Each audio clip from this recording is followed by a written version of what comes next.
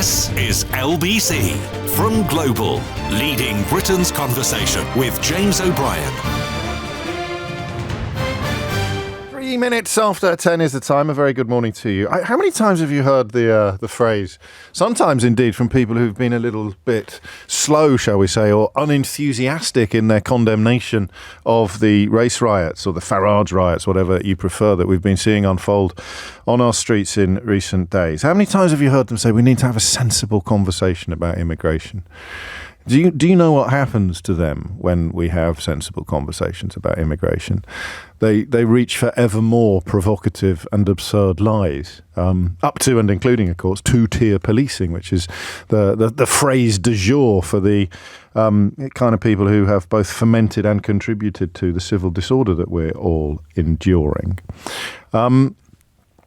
A sensible conversation about immigration. What they mean when they say that, the people who never talk about anything else, what they mean when they say that is we have to keep closing people down or shouting ever louder until everybody either agrees with us that you should judge people by their ethnicity or by their origins, their geographical origins, or anybody who objects to that has just been crushed into silence, either through intimidation or a form of, I suppose, intellectual ennui. I just can't be bothered anymore arguing with you people who believe things that aren't true. It's just exhausting. It's a bit like what Twitter has become in recent years, but I guess that's a fairly well documented phenomenon anyway. So I have had many, many sensible conversations about immigration over the years. The point at which they cease to be sensible is when people ring me to tell me that the immigrants get free houses or free cars or free shops, or that they have a better life than people that were born here. That is the point at which the conversation ceases to be a sensible conversation about immigration. And because the conversations about immigration have been insensible for so long, I think we can all agree that the entire tone of conversation ended. It changed enormously in 2016. I don't know if you remember the Breaking Point poster that appeared shortly before Joe Cox was assassinated by a white supremacist racist terrorist, or whether you remember the front pages of the newspapers that we ran through yesterday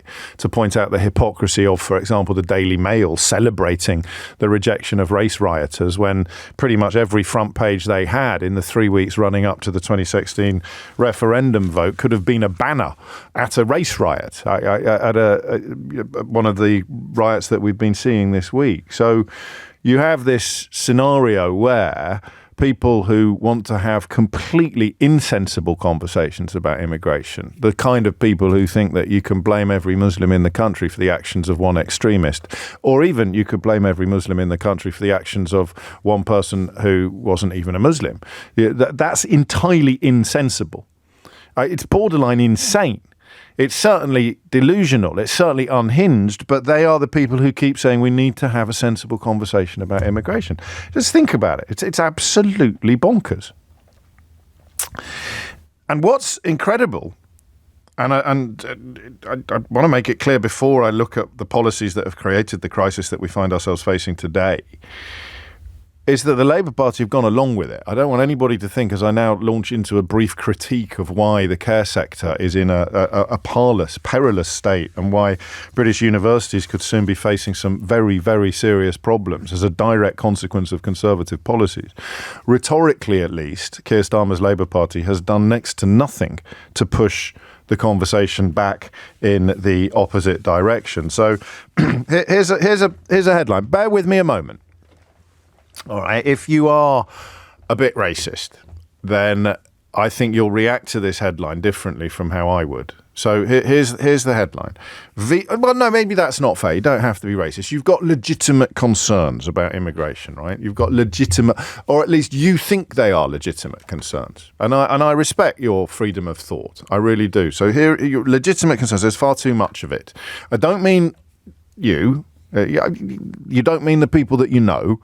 You don't mean the nurses that you interact with, or the teachers, or the lawyers, or the accountants, or the hospitality staff, or the delivery driver. You don't mean the people that you encounter Some do, of course. There's some horrific footage of a bus driver being abused in the roundest fashion that's doing the rounds today. But you know that there's far too many of them. Not the ones you see, maybe the ones that are sort of, you know, that they're living over in the next street, and the kind of ones that appear in the stories, you know, the ones with all the houses and the massive handout. Yeah, them. There's too many of them. So you're one of those people. And although you probably think that I'm being facetious, I do have some sympathy for you up until the point that you are shown the truth and you choose to continue to believe the things that are not true. So I do have some sympathy for you. You hear this headline: visa curbs spark rapid fall in new migrants. It's on the front page of today's Times newspaper. Visa falls spark rapid fall in new migrants. That's great, right? That is absolutely brilliant. Poor old Rishi Sunak, he should have hung around for a little bit longer and seen the fruits of his policies designed to deliver precisely what this front page headline describes. A rapid fall in new migrants. What do we want? Fewer migrants. When do we want it? 1959. So that's great news, right? And then you get the second bit of the line. And what I'm interested in, if you think this is something to celebrate, is the point at which you go,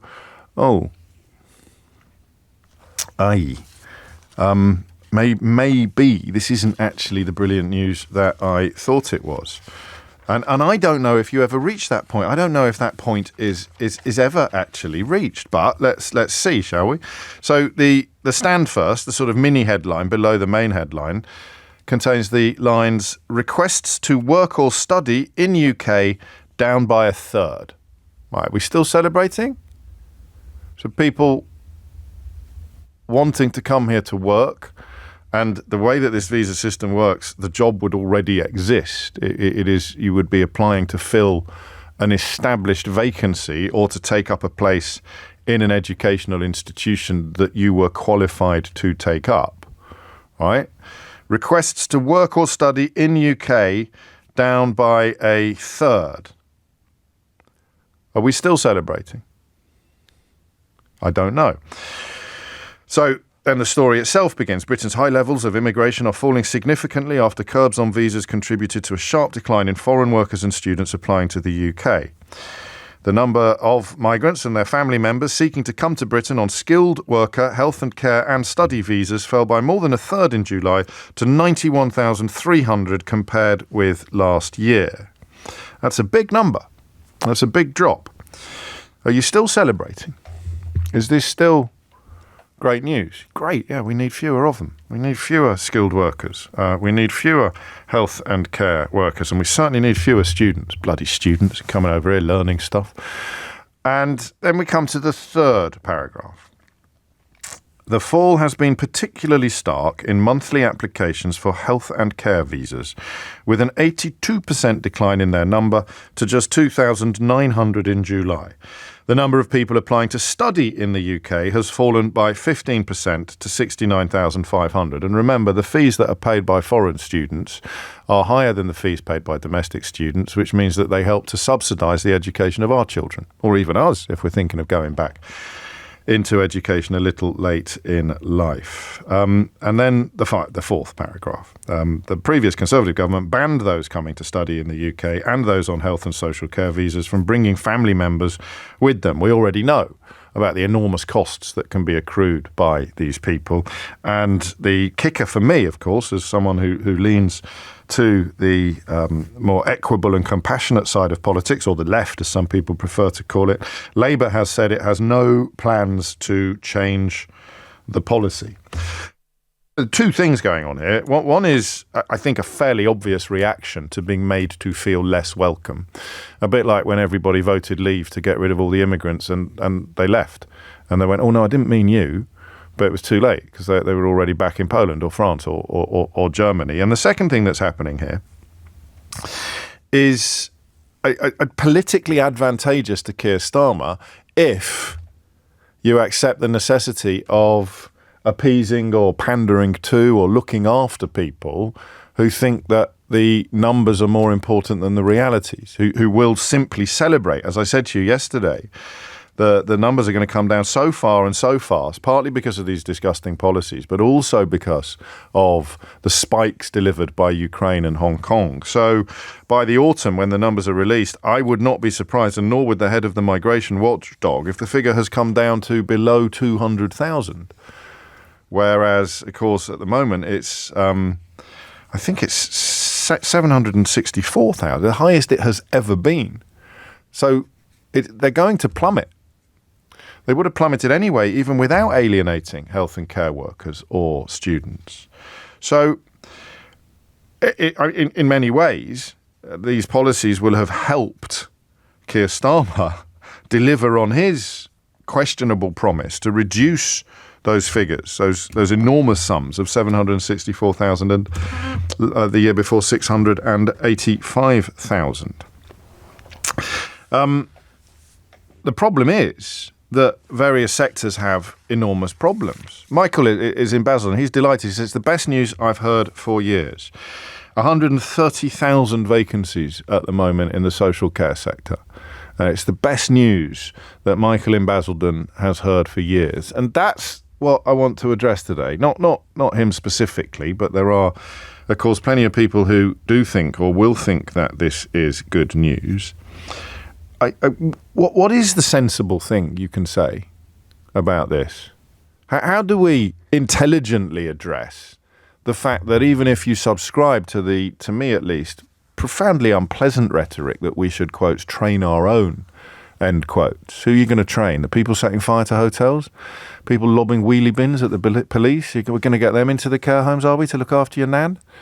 So how do you have a sensible conversation about the disastrous consequences of policies designed to appeal to people who want immigration reduced, like Michael in Basildon, no questions asked. I don't care. I just want the numbers to be lower, despite the fact that it will damage every single sector of our society, every single level of our society. And if you think that the kind of troglodytes throwing bricks at the police this week are going to be somehow rendered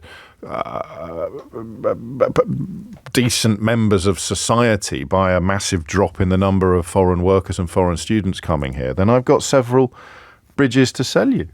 Mark points out the problem is that you can't debate with idiots.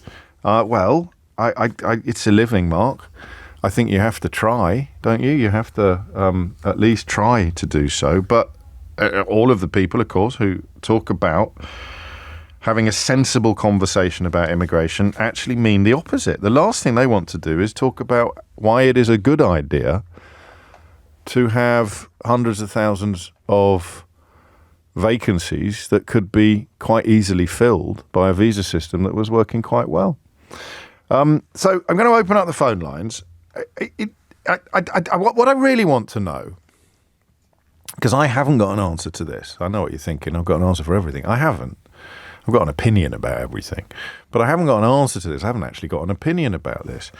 And I hope I'm not even falling foul of the Overton window by asking this question, but the fact that the Labour Party's got no plans to change these policies means that we have to, I think.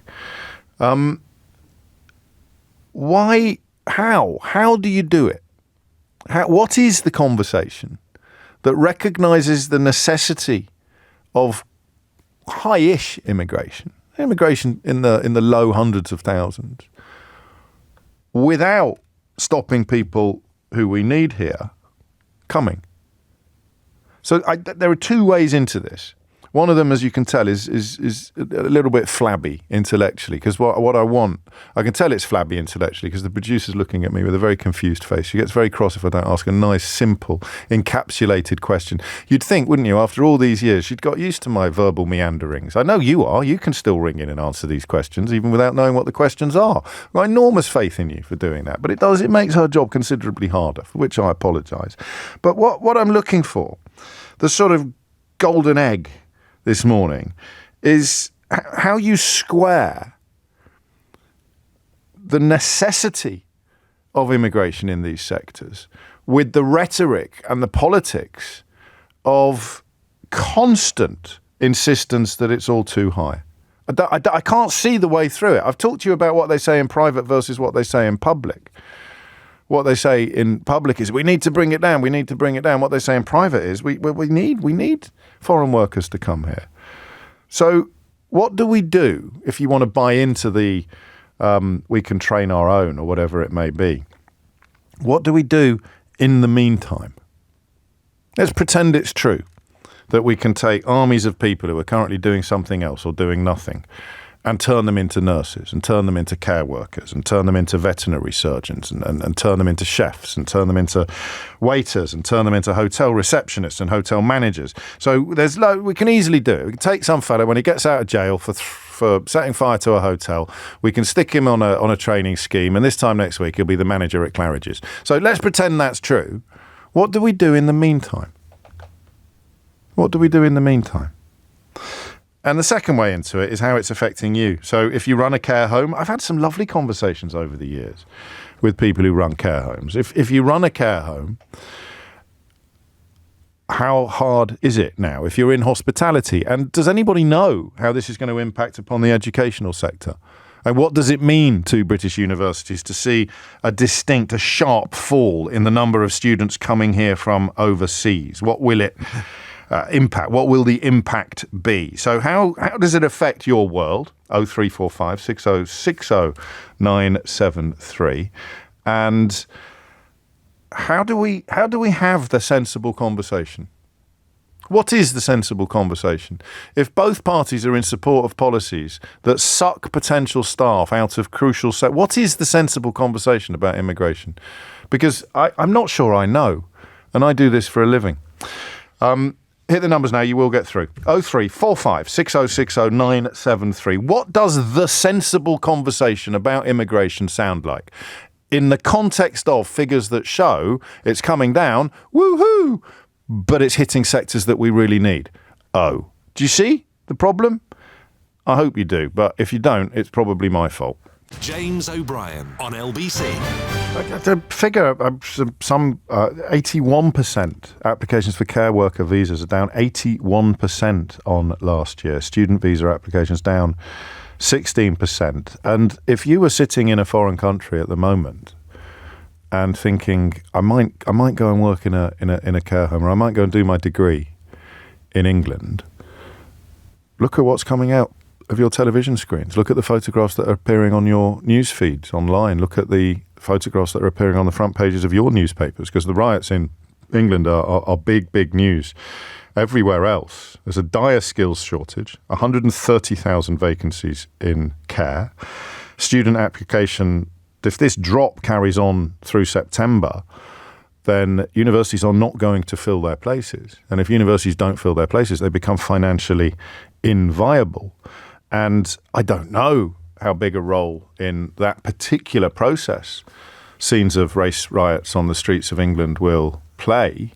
But if you are not from England and thinking of coming to England to work in the care sector or be a student, and then, of course, we've got the skilled visas as well. That's a whole new world. Are you more or less likely to come as a consequence of what you've been watching this week? And of course, it may not be over yet, as Keir Starmer has been warning in the last 24 hours. 24 minutes after 10 is the time. So what is this so-called sensible conversation that all of the people currently addicted to insensible conversations keep insisting that the rest of us have?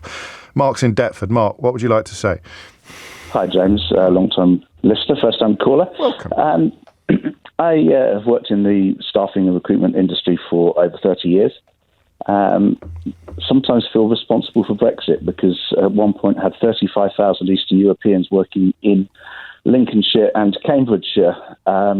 In agriculture and agriculture and food processing, making packing chocolates, those sorts of things. Okay. And so it's all your fault then? Well, I do blame myself because Boston is the only place I think that still would vote for Brexit. Yeah. And is it? We had 20,000 workers in that area. They would queue up outside the offices every morning to get a job. We didn't have any locals applying back then. I think the sensible conversation is we needed the workers. The industries wanted those workers. In fact, we had to stop some of them saying only Polish applicants required, right? Because that's actually racist. Yeah. But Indigenous workers were either unwilling or unable to do those jobs back then. And yet they became, as you've alluded to, well, not alluded to, as you've described, they became the parts of the population most convinced that the people doing the jobs they weren't applying for were stealing jobs from them, ergo they voted for Brexit. Exactly, because what didn't happen is obviously the industries wanted the workers, but the councils and the authorities didn't identify what that was going to mean for community. And I think it's planning, it's public services, it's seeing Polish shops in Boston and Peterborough and other places, which was a big shock for the local people. So has anyone ever really, since 2016, done what you would do and try at least to explain why? And I mean, 35,000 is an extraordinary number when you look at the possibility of the overall number coming below 200,000 later this year, and just say, look, I understand why you get upset because so many people's careers depend upon upsetting you, but your life depends upon these people coming. Your life, your quality of life depends upon these people coming to this country and doing these jobs. Absolutely. And now the hostile environment, I've got friends from Asia, Vietnam, who are feeling so unwanted. The visa situation is so difficult now for them to move between jobs, as well as European.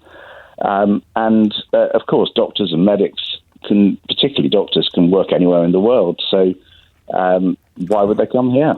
And yet the rhetoric remains either appeasing or ambivalent or actively and explicitly negative. If you don't mind me asking, how's your business been affected?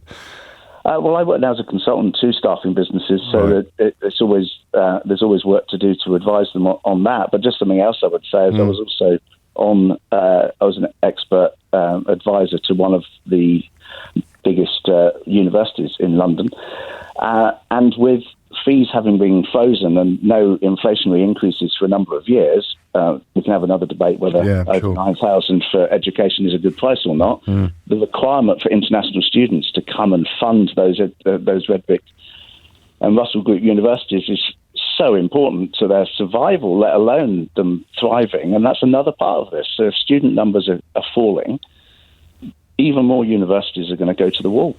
We are actually going to see universities go bust this year, I think. Well, there'll be other people, perhaps even closer to that sector than you are, who will be able to comment on that as well. But you're not the first person I've heard say it. In fact, we had a message, didn't we, earlier in the week from someone in a university recruitment office describing how they were having applications cancelled, applications withdrawn as a consequence of the riots. So just think for a minute, Mark, thank you. It was a brilliant debut. I look forward to talking to you again. Think for a moment how you felt if you lived in an area, as I did actually. So Pal and my daughters were supposed to come over on Tuesday night and obviously didn't, because our part of town was one of the areas that was on the list of potential targets for the race riots. And you say to your children, maybe don't go out tonight. Whatever ethnicity you may be, obviously if you're of colour or visibly Muslim, you're going to be much more terrorised by these people. But everybody else also said, maybe I won't go out this tonight, just on the nights when they're supposed to happen. And then, of course, as Lizzie did and told us earlier this week, the biggest flare-ups have been organic. They haven't been the ones that are planned or promoted on social media. So you've got the fear of the unknown as well. So if we who live here are thinking, I might not go out, what if you live somewhere else and you're thinking, I might not go to that country? Quite extraordinary, isn't it? And that's the problem with the, quotes, sensible conversation, end quotes. It will never deliver conclusions that the xenophobic opponents of immigration like. So you might say at this point, I'm not talking about legal immigration, except you are. Guess what the figure is? What do you think the figure is? So I say that Labour hasn't done anything to push back against Tory policies. It's done a couple of things, a couple of relatively small things. But Yvette Cooper has paused plans to raise the income threshold needed to bring a foreign partner to the UK. So if you fall in love with a foreigner, as Nigel Farage has done twice, if you fall in love with a foreigner and you want them to come to this country, how much do you think you currently need to be earning to do that? Obviously, if you're in this, you'll know. But if you're, like me, completely removed from this scenario, how high do you think that figure is currently? And even more shocking, I genuinely want you to have a guess at this. The figure that the last government, the Tory government, were going to raise it to. Yvette Cooper has now paused plans to raise the threshold to this figure. But what do you think the figure is that you need to be earning in order to bring, let's say, your pregnant partner to this country so that you can raise your child together? How much do you think you need to be earning right now? And how much do you think the Tories were trying to raise it to if they'd won the last election? I think you're going to be stunned by these numbers, but I could be wrong, I suppose. It's 10:30. You're listening to James O'Brien on LBC. Thomas Watts has the headlines. James O'Brien on LBC. 10:34 is the time. If I took an average, oh Lord, I don't know if you were listening yesterday. Let's stay away from averages, whatever we do.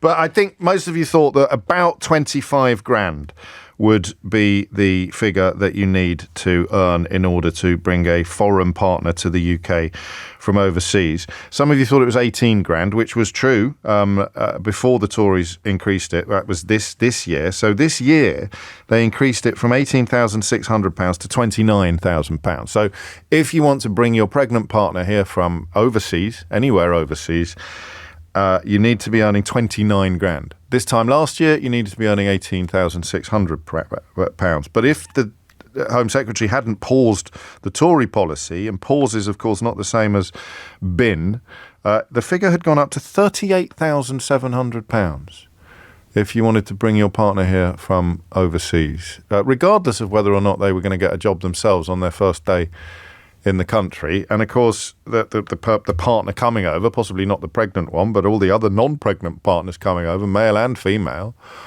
would be able to join the workforce. A workforce in which there are currently 130,000 vacancies in the care sector alone.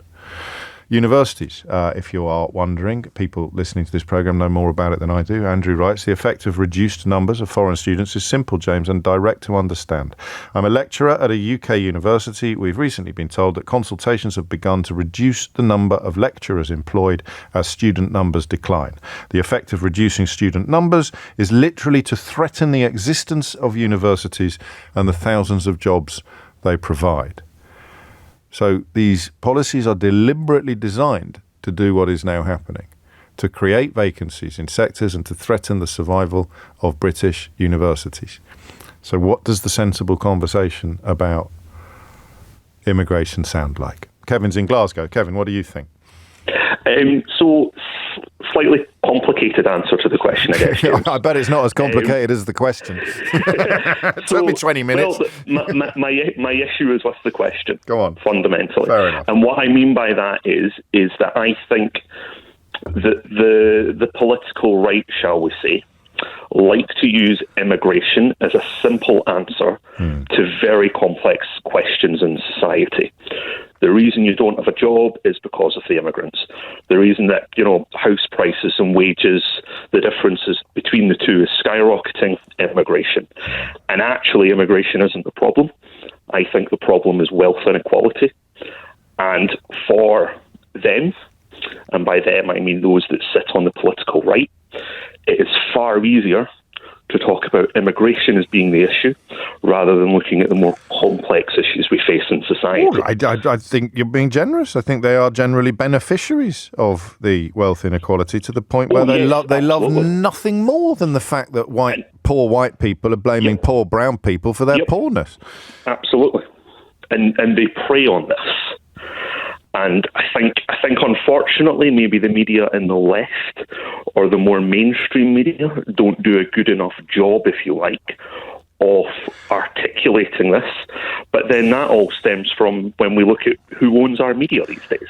Up to a point, Lord Copper. But I'm more interested in what the left-wing politicians are doing, because they would presumably know that what you say is true. It's rhetoric as old as the hills. I love that cartoon of Rupert Murdoch sitting there with, you mentioned media owners, so I'll give one of my favourite ever cartoons a quick run out. He's sitting there with a big pile of biscuits on the table in front of them, and he takes all of them except I don't know, gives one to the foreign worker sitting on the side and takes all the others himself, and then turns to the Brit and says, "Look, that immigrant's nicked all your biscuits." That in a nutshell is what you are describing. Yeah. But how does that because it's easy to have a swing at vested interest or mainstream media. How does that translate into effective conversation? So here's the fellow who believes, genuinely and passionately believes, that his life and his country are being damaged by immigration, maybe up to and including the point where he decides to articulate his frustration by setting fire to hotels or attacking police officers. How do you have that conversation with him, or, if that's too big a challenge, with his more mild-mannered fellow traveller? I think that's a really difficult Well, that's the question I've actually been asking. So when you ring in to find fault with the question, go on. So to answer that question directly then, James, so I think the first big thing is around education in schools, particularly. Too late. He's already there. He's already left school. So what are you going to say to him? You've got to have a sensible conversation with him. So if I was having a sensible conversation to him, I would be highlighting to him the benefits of immigration. So I would be talking about, the benefits it has for our health service, the benefits it has for our educational services and things like that. I think the problem that I know that you've come across in the past is very often you talk to some of these people and they just don't change their mind. I think there is a degree of the population where this has become so entrenched in their thinking, it's almost became part of their identity to be this way, and it can be very difficult to change that with people. So you can't think of a way of conducting the conversation, because this is why I've recently developed the habit of getting to the end of an exchange with some of the people that perhaps we're describing and asking whether they've changed their mind about anything as a consequence of having their beliefs examined and dismissed, refuted, disproved is the best word. So maybe we're right. It's too late to have that conversation with them. That conversation should be had with them years ago. Yeah, I'm changing at the moment. I'm changing my views as a consequence of these riots. The stuff I've stayed away from because I couldn't see the point. The people I haven't really mentioned or given oxygen to, that tactic has failed. So, all you can do is keep putting it out there, keep putting the facts out there. That wonderful Stuart Lee line. I don't know. I must check with him, actually, whether or not he got it from this show or whether I got it from him. But when he said you can prove anything with facts, I'm sure I had a caller, didn't I, who said you can prove anything with facts, James. And it was one of those moments where you just thought, this mountain might be a little harder to climb than I originally realised. But it doesn't mean you stop putting them out there. So apart from our friend in Basildon, who is celebrating the fact that there are 130,000 vacancies in the social care sector and some British universities could be facing existential threat. Yay! What do we want? Fewer universities, less education, more people not getting the care that they need when they become poorly or when they become too old to care for themselves. Hey! Celebrating that. And those people exist. Those are probably the ones Kevin's talking about. There's not much point trying to engage with the so-called thinking of Michael in Basildon. But for anybody, I'm fascinated by the constituency of people whose minds are capable of changing. What do these figures do to you? It's too much of it. Okay, so this year it's expected to come down to below 200,000, and we've got 130,000 vacancies in the care sector alone. So what to you does a sensible conversation about immigration sound like? Jack's in Braintree. Jack, what would you like to say? I agree with so much of what's been said before, but I think people have got to be careful for what they wish for. My wife works for an NHS trust, and yesterday the chief executive had a meeting with all the staff because a lot of them are from the BAME communities, and that they were terrified. Most of them were terrified to go to work. Most of them were terrified to go to their places of worship. Most of them are terrified to go out and let their children out. Most of them are terrified to stay in the country. And so I think what's going to happen is what happened after Brexit is a lot of people from the Spanish, the Portuguese, the Polish, they returned back to Spain and Portugal because they weren't made to feel welcome. And I think that's what's going to happen. And the situation is just going to get worse. And you only have to go out. You step outside your door and look at the education, look at the police, look at the NHS to see the benefits of immigration. So you don't have to be persuaded. You only just have to open your eyes. Well, obviously that's not true, is it? Because there'll be loads of people who see what we see when we open our eyes and yet don't arrive at the conclusions that we arrive at. Yeah, because it suits them. It suits the victim, and it suits certain politicians.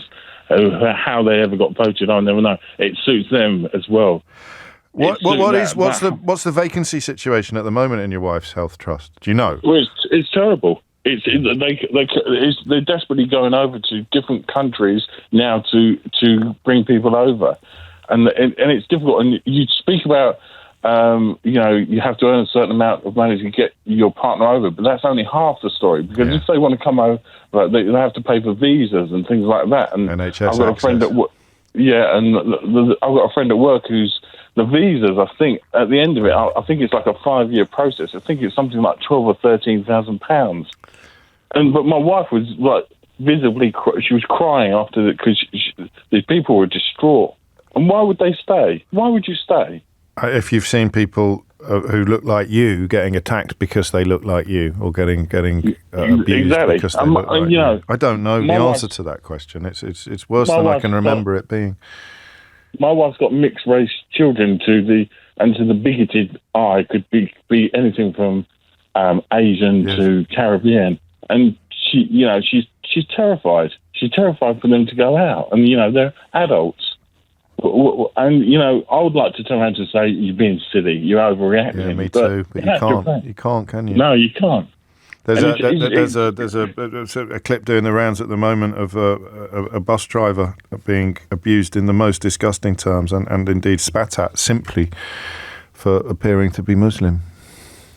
It's soul destroying, and this country's never done badly out of immigration. The Jewish community have come over, Italian communities came over, the Caribbean communities came over, and with Polish community, large Polish communities came over. We've never done badly out of immigration. Never. And that is a sensible conversation about immigration, but that is most definitely not the conversation that people like Suella Braverman or Nigel Farage want to have. So when they say we need to have a sensible conversation about immigration, I'm not quite sure what they mean. Jack, are you? No, I've no idea. And I've had to change my name. I feel a bit of a fraud because I've had to change my name because I don't want my wife identified. But I feel a bit of a fraud, to be honest with you, because I despise... Because whatever happens in this country, whatever happens, someone drops a sweet wrapper on the floor, and all they go on about is immigration. And it's not the massive issue. It's not what this country's about. And a couple of days ago, I used to work in Walthamstow, and it warmed my cockles to see all those people out on the street that made my day. Made my day. There were a lot of toasty cockles around, I think, on Tuesday night, weren't there? I think. Thank you for that, Jack, he says. And the idea of being frightened for your children, having lived here all your life, when you imagine what it is going to look like to someone thinking of sending their children here to study from elsewhere in the world and spend money that our economy really needs at the moment. It's not very hard to work out, is it? This is good from Ken, who's in Yorkshire. I get this quite a lot, but again, I'm not going to put Ken in idiot's corner because he's simply repeating what he's heard other people say. James O'Brien is missing the point. Controlled immigration is not being challenged, as this is positive and good for the country. However, the uncontrolled illegal immigration is out of control. That's the issue. Ken, the increase in the amount of money that you need to earn to bring your partner here, or indeed the decision to stop people coming here on skilled worker visas or care visas from being able to bring their wives or their husbands or their families, those are immigration controls, Ken. It is precisely the controls put on immigration by the politicians that I presume you vote for that have created the collapse in applications, particularly in sectors that I don't know how old you are, but the people who you will, I hope, not need to look after you soon, those people, that sector has a 130,000 sized vacancy as a direct consequence of immigration controls. So the reason I'm not putting you in idiot's corner is because I think you send me these messages in good faith, but that is controlled immigration. It is controls on immigration that is delivering disastrous news for our education sector, for our skilled worker situation, and for our care sector. So, I with respect, you've got to give your head a wobble. And that's a sensible conversation. James O'Brien on LBC. 10 to 11 is the time. the public will have to go in and the public will have to sort this out themselves, and it'll be very, very brutal. But I don't want them here. I don't want them to live here. They came under false pretenses. That is one of Andrew Neil's protégés at The Spectator, a character called Douglas Murray, in an interview that has appeared online in the last few hours. I am lost for words as I look at that, actually. I mean, if you've read my book, How They Broke Britain, you'll know that I know quite a lot about this character and about the kind of attitudes that Andrew Neil has fermented over at his Spectator magazine, along with the editor, Fraser Nelson. But even in context, that phrase is hideous. The public will have to go in and the public will have to sort this out themselves, and it'll be very, very brutal. So is that a sensible conversation about immigration? Is that what they mean? This lad Murray is a bit of a darling of the very right wing. I think Suella Braverman has spoken very warmly of him in Parliament. Is that what they mean by a sensible conversation about immigration? The public will have to go in and the public will have to sort this out themselves, and it will be very, very brutal. I don't know, but I hope not. Chris is in Sunderland. Chris, what would you like to say? Hi, James. Hello, this is my first time calling. You're very welcome. I was listening with interest to Nick Ferrari earlier when he was talking to a former police constable from the northeast about the racist attitudes in Sunderland, because obviously we had the riots here. Yeah. And it's not just towards immigrants, it's towards students as well, which kind of fits into what you were talking about. What, British students? No, foreign students. Oh, so they are immigrants, but you mean not immigrant workers or asylum seekers? You just mean foreign students, visibly or apparently foreign students? It seems to be just anybody foreign. And we have a lot of foreign students in Sunderland at our universities. And one of the things that happens with empty shops because of the decline of High Street that Sunderland Council's been doing is making them into student accommodation. And the abuse and the propaganda that's online about these students just because they live in here. What sort of things? They say that they're taking over the town and they're taking, the shops should be used for British people and not foreign people to live in and things like that. And it's all the propaganda that fuels all this hatred. And that feeds into this kind of things, I think, not just towards immigrants, but towards students as well. And there's just so much hatred. And it's gone on in Sunderland for quite a long time, I think. We used to get visits from Tommy Robinson many years back. Right. And then obviously Brexit came along and it's just risen and risen. And it's pretty dark, I think. I don't like it. No, well, no, nor do I. It's a very human description at the end there. I just don't like it. It's scary, right? I mean, because if you think someone's stealing your job, then I guess you are tinder that is more easily ignited by the kind of characters that you've referred to. But what are we talking about now? Chinese mathematicians? Well, for instance, I mean, Chinese math students are now the enemy. Well, apparently, it's. I can't really see the logic behind the abuse and the hatred. I mean, for instance, I live literally in Sunderland city centre, and I'm surrounded by students and foreigners and all that. Not that it bothers me, but one of my neighbours went to Sunderland University, and she graduated, and she could have gone back home. Yeah, but she stayed, and she's taken a job in the NHS. And she wouldn't now. Yeah, well, I can't say that. But she'd be less. It's a much less welcoming place now than it was when she made that decision.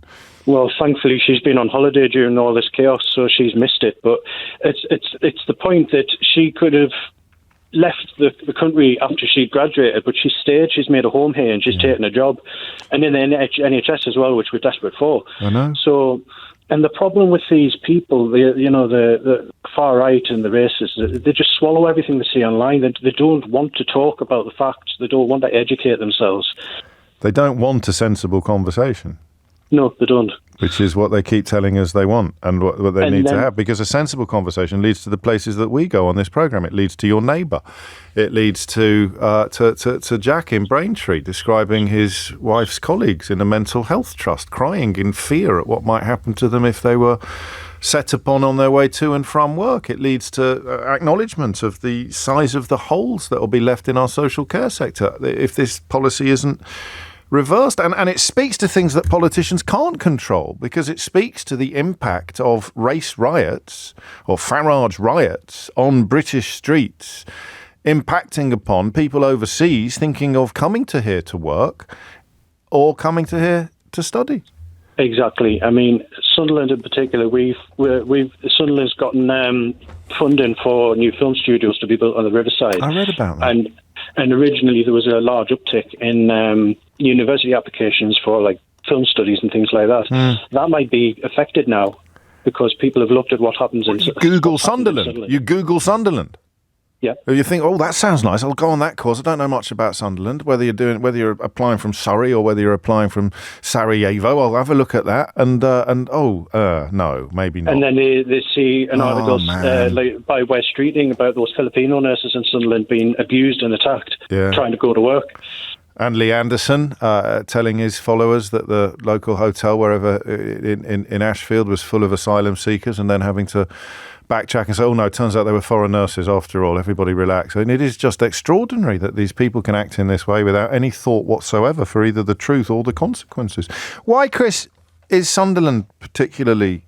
Because didn't Sunderland swing first for Brexit as well? Wasn't it the announcement in Sunderland? Yes. Why is that? It's not a place I know well. The North East is a bit of a hole in my... I think after the Tories got in... Yeah.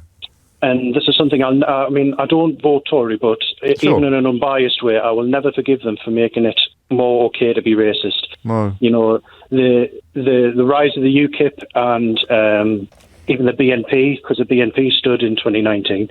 Tommy Robinson visited quite a lot, and I think people in Sunderland who live in deprived places, they just fall for all this nonsense that they see online, and it feeds how they already feel, and I think they feel like it legitimises it. Are there areas of particular deprivation? Here and there. I mean, to me, I don't feel it's any worse anywhere else in the country, but Sunderland's not a bad place to live. No, I want to make that absolutely clear. But there's some interesting research in the FT today looking at the correlation between riots and deprivation, and it is extraordinary. I mean, it's almost a circle rather than a Venn diagram. Two other things that are interesting as well. Again, the Tory decision to put asylum seekers in hotels in the very, very poor areas, ostensibly to save money, although I don't think they would have done. That has contributed to it as well, because you're going to have a higher proportion of asylum seekers in these hotels, which doesn't have to be a problem, of course, until people like Nigel Farage turn up at the hotels. In fact, he chose a very posh-looking one, I'm sure completely by accident, turn up at a hotel with their camcorder and suggest that they might be full of ISIS terrorists. That's the point at which having asylum seekers in a hotel in your area becomes more problematic than it was before. But the other thing that was really interesting, they've got very low incidences of immigration. The areas with high deprivation and a higher propensity for rioting in the last couple of weeks have some of the lowest levels of immigration in the country, which is a theme we've returned to again and again on this programme, is that the more experience you have of foreign neighbours and foreign-born friends, the less freaked out by it you will be. But then again, of course, Farage will marry foreigners or go out with foreigners while continuing to tell you that they're a threat to your very way of life. James O'Brien on LBC. 3 minutes after 11, you're absolutely right, Sam. He gave one biscuit to the Brit, James, and then he points at the immigrant and says to the British, quotes, worker, he wants your biscuit.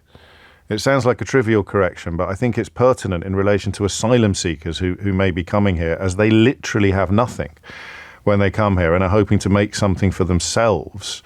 And of course, the pot is constantly being reduced for them and most British people by the people at the top.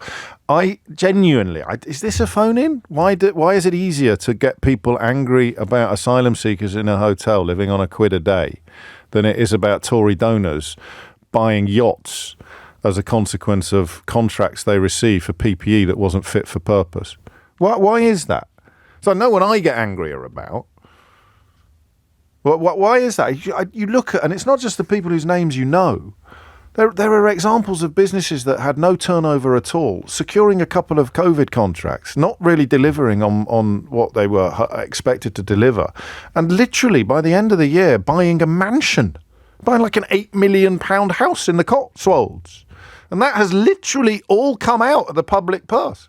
All of that money has come out of the tax take. But I guess that you don't have people online constantly agitating against the reality of that perceived corruption, because it's chicken and egg. Would it work if it did? If some self-appointed crusader with a made-up name actually went in on the reality of cronyism and COVID contracts and dedicated their entire life, and okay, we'd have to let them crowdfund because they got to pay their bills and their hotel bar tabs. So would it work if there was an online army dedicated to directing public rage towards the people who deserve it? Or is there something more atavistic going on? Anyway, if you're just joining us, guess what we're doing? We're having a sensible conversation about immigration. You know, the kind of thing that they say never happens. Why can't we just have a sensible conversation about immigration? And I'll tell you where it's led me after an hour. It's led me to the conclusion that the only way you defuse the sort of tensions that we see and the sort of rhetoric that the only way you do it is by talking more and more and more about the benefits, not even the necessity, but the benefits of immigration. And you can do it from either end of the telescope. I mean, who does that? Who in the British media does it? I've been very slack at this. Jack talked earlier about feeling a bit fraudulent. I think I have subconsciously stopped doing it through a sort of form of, if you like, fatigue. I think that's what a lot of the online hate is designed to do, to just shut down, either actually silence voices of decency or just bombard them into a point of fatigue. So who would you think? Off the top of your head now, you can text me this or you can WhatsApp it to 0345 6060 973. Off the top of your head, who is the most high-profile person in the UK who routinely speaks about the benefits of immigration? Because if I asked you to make a list of the people who routinely speak about the negatives, we would be here until long after the end of Sheila Fogarty's show. But if I asked you now to send me the names of people who routinely speak about the positives of immigration into the United Kingdom, whose names would be on that list? 0345 6060 973 is the number you need. Nick has nailed something that I failed to nail a little earlier. He says, James, sensible conversation to the far right means let me say racist things, but don't call me a racist. He's right, isn't he? So why don't you like those workers? Well, they're foreign. Oh, but that makes you racist. You like that person there because they look like you, and even as they're throwing bricks at the police, but you don't like that person there who's caring for your nan? Carers are interesting as well, because two little vignettes. One involved a 17-year-old girl who was interviewed on the BBC on Monday, and she spoke about how, as they were cowering in the house, hoping that the mob wouldn't succeed in kicking in their front door, which they were trying to do at the time, they then turned their attention to the car that was parked outside the house, and they wrote it off, which meant that her mother, even if she'd plucked up the courage to leave the house and go to work, her mother couldn't go to work caring for a profoundly disabled child on the other side of town. So hitting care workers right in the vulnerable areas, as it were. And then there was another story I saw online about a car being set on fire. And it turned out, when the owner of the car returned, that the rioters had torched a car that was owned by a carer who had just come to the end of a 14-hour shift. So how do you have a sensible conversation when the insensible are everywhere? Who are these people? Who are the people that you think speak regularly about a lot of Scottish politicians coming in? But these, I mean, think about if you were to name them on the same scale as famous people like your Farages or your Bravermans, your Patels or your Cleverleys, your Yaxley Lennons or whoever it may be, the lad from Lewis who wasn't Lewis, all of these. I mean, what is the list? Who are the people who have a profile comparable to the ones who never shut up about the negatives? So Stephen Flynn gets a lot of mentions. Humza Yousaf gets a lot of mentions. Caroline Lucas and Zoe Gardner. Naomi Smith from the Best for Britain organisation. I had a lovely time with her on Tuesday recording a podcasts that you can listen to. But these are not, with respect to all of these people, some of whom are my friends, they are not what you would call necessarily household names. Some of them aren't even household names in their own households. George Monbiot. Jeremy Corbyn gets a couple of mentions. I think that's fair. He speaks about the benefits of immigration in a way that few politicians do. A few of you kindly referencing the humble presenter of this programme, but Lineker, I guess, Vorders, James O'Brien, Carol Vorderman and Gary Lineker. That's it. That's the Liberal elite. Right there. Every columnist on the Mail, every columnist on the Telegraph, every columnist on the Express, every columnist on the Sun, everyone who writes for the Spectator, everyone on GBBs, everyone on Talk TV, colleagues here who very much lean towards the right. The list is absolutely enormous. And who's on the other side? Me and Lineker. Carol's got a show now, so she counts. But where are the massive media platforms occupied by people who speak about the positives of immigration? But we've got to have a sensible conversation because it's so one-sided. It's so one-sided. And then I get messages from people who live in, I don't know, the middle of Surrey, telling me that I'm out of touch because I live in London. Mate, have you ever been to London? Have you ever been to London? If you were minded to be perturbed by the colour of a fellow passenger's skin on public transport or the ethnicity of the person who is serving you in a shop or treating you in a doctor's surgery or booking you into A&E, you couldn't live in London. This idea that people who speak up or speak out against racism are somehow insulated from the real consequences of immigration is the stupidest element of this entire conversation. Oh, James lives in leafy Chiswick. Wait, for a start, he doesn't. But have you ever been to Chiswick? You can't get to Chiswick without going through Hammersmith. And Hammersmith is one of the most gloriously diverse and multicultural corners of our capital. This nonsensical notion that people who've never been to London in fact, they've never gone further than the end of their own cul-de-sacs, think that those of us who speak about the benefits of immigration have got no idea what it's really like. Why don't you go and live in Rotherham? Well, do you know what happens when immigration communities arrive in a new country? People like you compel them to stick together. People who put up posters, as happened in Birmingham a few years ago, saying things like, vote Labour if you want an N-word for a neighbour. What would you do if you'd come here to help rebuild Britain after the Second World War and you saw posters like that in your area? You'd try to make sure that you live with people who look like you.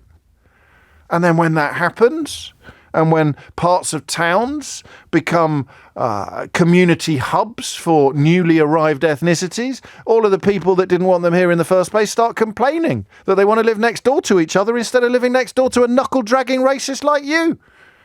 But it's those of us who live in London in the middle of the diversity, those of us who celebrate it, those of us with a Muslim mayor, we're the ones who are out of touch and insulated from the real reality of what immigration is actually like. Mate, you are so stupid so dense, I suspect light bends around you. But please keep the messages coming and of course, love to the family. 12 minutes after 11 is the time. Sanj is in Coventry. Sanj, let's have a sensible conversation about immigration. We can try. Go on. I think all this comes down to, for me, is there's something happening with British identity that's been dying for many, many years now. And every now and again it bubbles up into this thing, which is, well, what's really going on? The only bit of British identity, or rather I'm going to say English identity, that I think I can actually think, yes, that is English identity, is the phrase, I'd say, we are better than them. Yeah. That's it. That, for me, epitomises English identity. Innate superiority, inherent superiority Absolutely. Of the, quotes, indigenous. It's the politics of apartheid. And if you cut an English person open, I think that's what you find at their core. But there's a section of our society that hasn't, or actually a huge number of people in this country, who don't actually consciously know that that's what they're losing, but it's disappearing and they don't know what to do. Because if you've spent your whole life enjoying privilege, then equality feels like oppression. And if you're living in one of the most deprived areas of England and someone's telling you that you're privileged, you're going to go nuts. I completely understand. You're privileged because you're white and you haven't got a pot to pee in. It's not helpful. But there's something you said about the cookie thing, the biscuit thing. Why don't we look at the person with all the biscuits? It doesn't matter about the person with all the biscuits. I believe I'm a true Englishman. I know I am better than the person sitting opposite me. I am better than the other person because they are the other. Which makes it even more enraging that they appear to have in the case of successfully integrated immigrants or their descendants, they appear to have a better life than me. And in the case of asylum seekers living in a hotel, I had a caller yesterday who said, I get very angry because the lights are on. And I can't afford to turn my lights on, and the lights in that asylum centre. I mean, it's a fairly exaggerated position, but it encapsulates some of what you're describing. Well, as a brown person who was born in this country, who's known nothing but this country, I've always felt I can't be English, and it's recently occurred to me just over the last few days. As opposed to British, Sam? As opposed to British? I am British. Yeah, I am absolutely British because I don't sense this thing with Scottish people. Because Scottish people don't seem to have ingrained in them that you are better than them. Because they are them. Maybe it's because so much of those impulses have been directed towards turning on each other through sectarianism, through the sort of Catholic Protestant history that they have. I don't know. That might have contributed to it. If you're too busy biting chunks out of each other, if you're of the chunk biting mindset, then you're less likely to turn upon the new arrivals. Well, within the United Kingdom, it's always seemed to me, as a kind of outsider, that the English are superior to the Scottish. Or that's how the perception is. Of course they are. Yeah, so you can tell it from the nicknames and the language. Yeah, the Englishman, Irishman, Scottish jokes. The Scottishman was never on top. And we take it back to Brexit. I know that I sometimes seem to do that when it isn't necessary, but the reason why they thought they would be able to negotiate something phenomenal was because they were English. They honestly thought people like David Davis and Jacob Rees-Mogg and Nigel Farage and all the rest, and Boris Johnson, crucially, they all thought, you could tell they came pretty close to saying it, didn't they?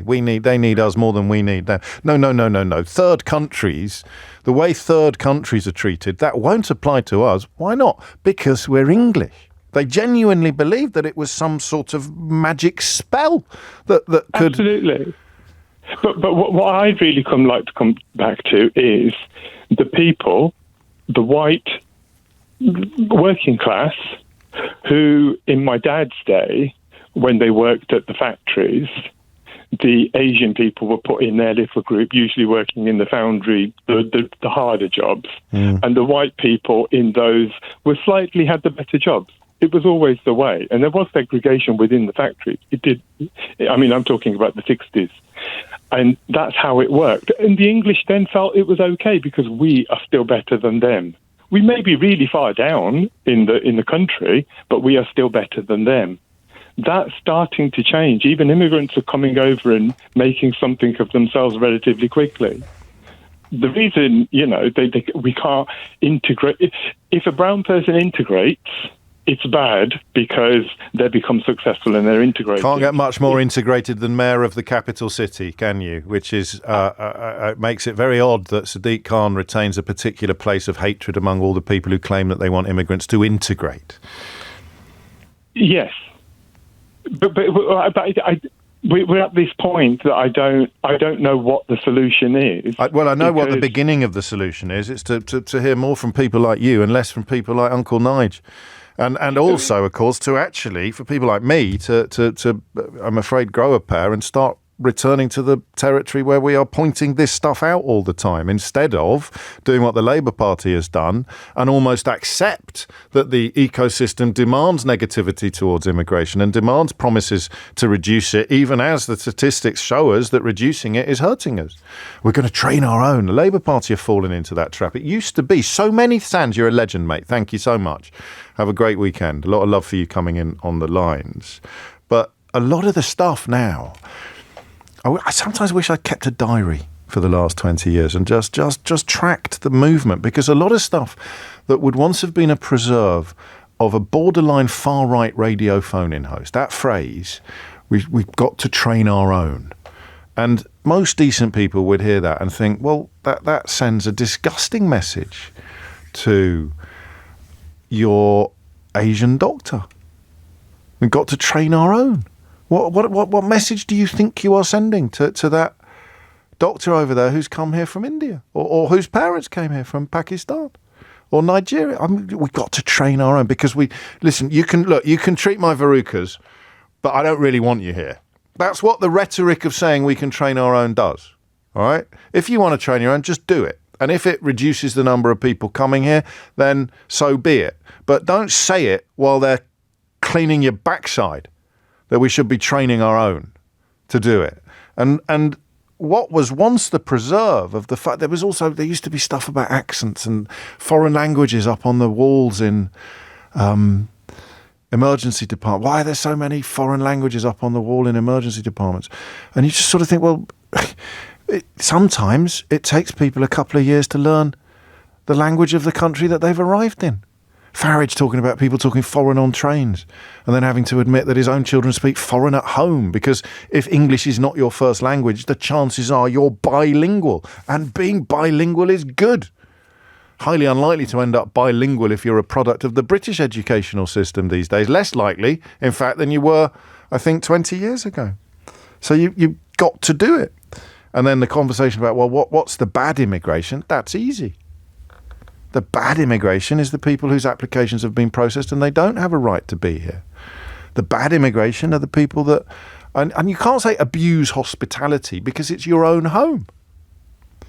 But criminals who don't have a right to be here are fair game for negative rhetoric.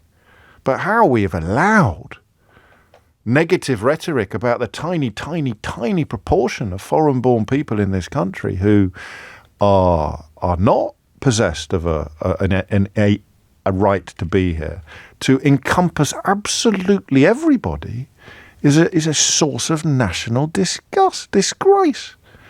And it ain't over yet. And it leads to the riots. You keep feeding people xenophobic lies. What do you expect them to do?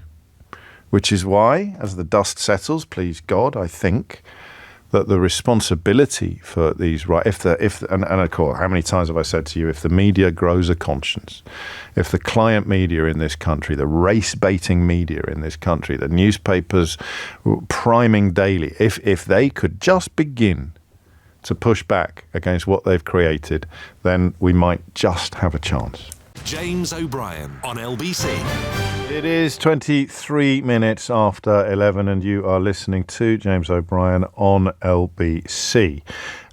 Here's an interesting one, because the language is so important, isn't it? And sometimes I miss stuff that I shouldn't miss. Morning, James, writes Kenny. Tell me I'm not integrated into this society. Arrived 2005. Joined the army. 4 medals, including the Queen's Jubilee Medal. Injured in Afghan. 9 major surgeries. Went to university in Gloucestershire.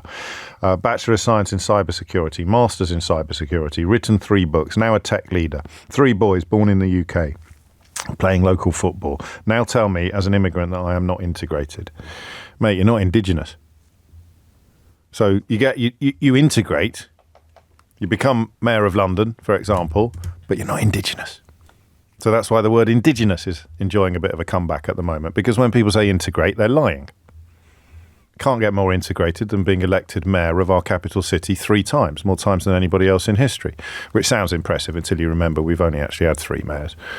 So why bring the word indigenous into the conversation? Oh, that's easy, James. I've reintroduced the word indigenous into my racist rhetoric because all of the people that I said needed to integrate have actually integrated now.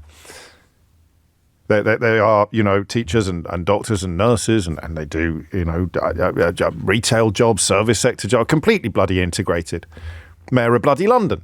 So I now have to start saying indigenous because when I said they needed to integrate more, I was lying because that's all that I ever do. It's incredible, right? And when you see it sometimes like that, in that moment right there, you see, oh God, that's why they say indigenous, because they were lying when they said integrated. Kenny makes the point. I don't know whether you were making it intentionally or not, mate, but you've made it incredibly. I couldn't be more integrated. But you're not indigenous. So that's next. Just set a little alarm every time you hear the word indigenous in that kind of context.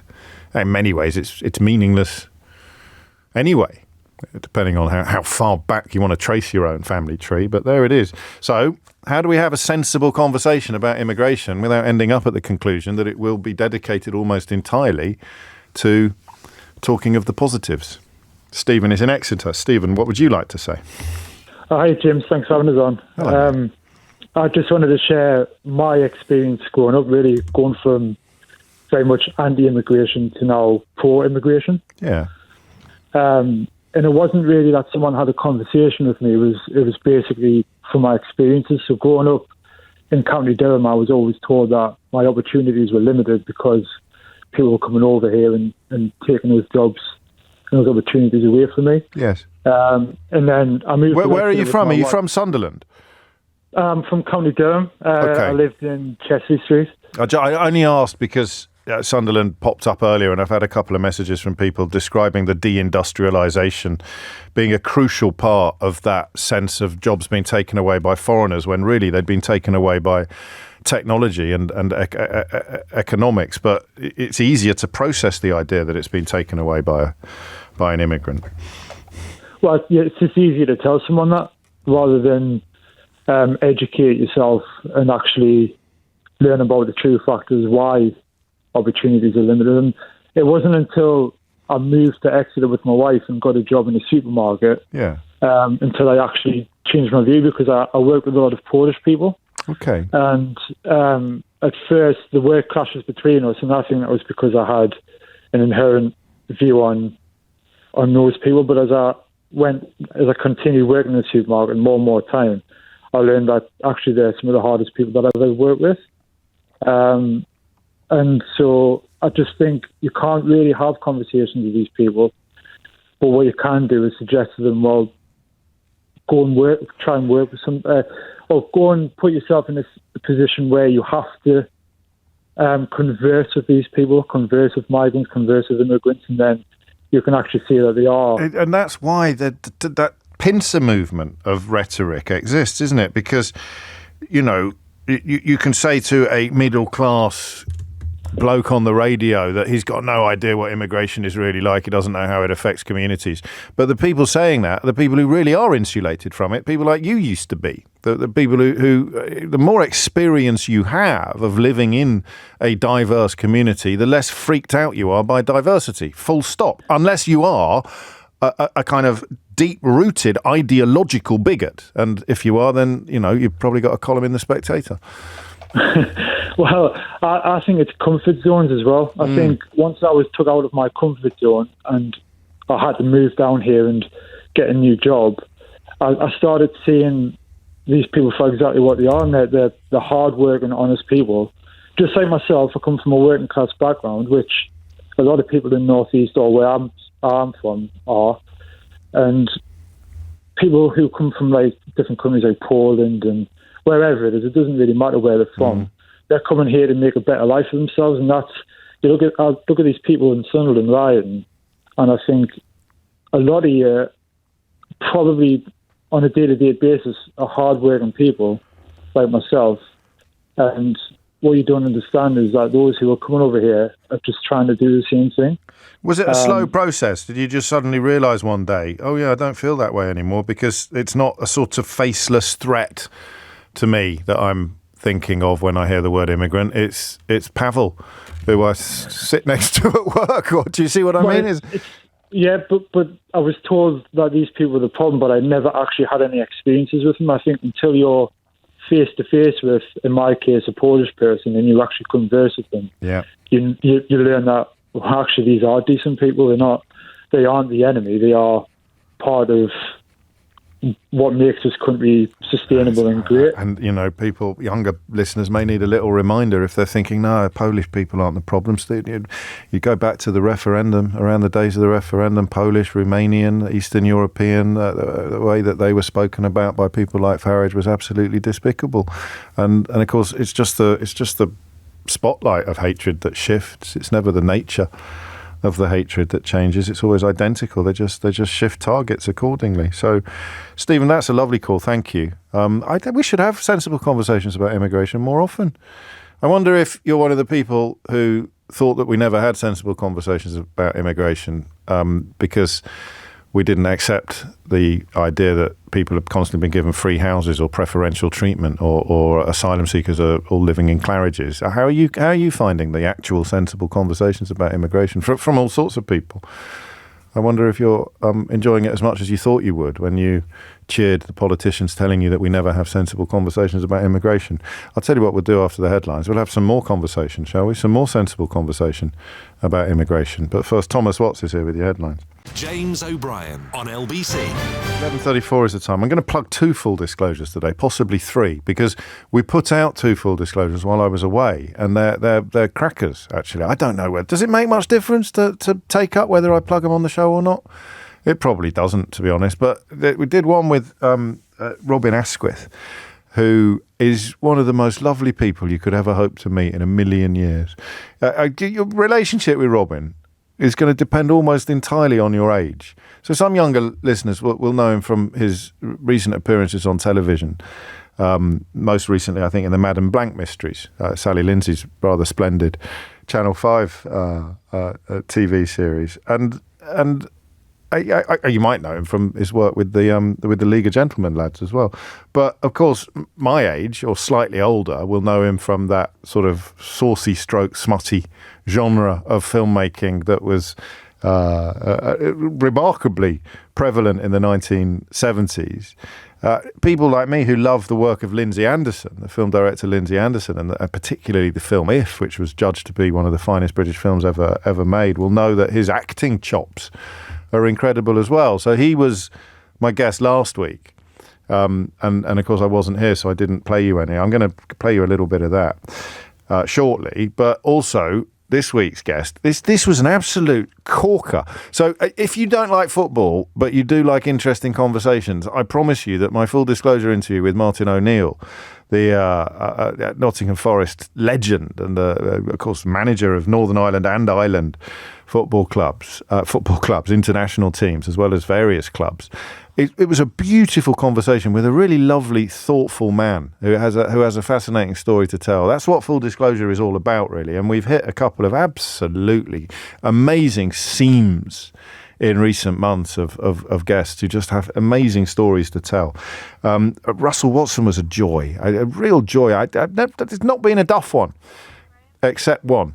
And the other one that came out while I was away was James Graham, the playwright, who is arguably the finest playwright of his generation, and has tackled. He grew up in the same part of Nottinghamshire as 30 Pence Lee Anderson, in a mining community, and somehow from the same soil that Anderson sprouted from, someone as compassionate and insightful as James Graham, who's written plays that you'll know about football, about Brexit, about done the TV stuff as well, film stuff as well. He's an absolute legend.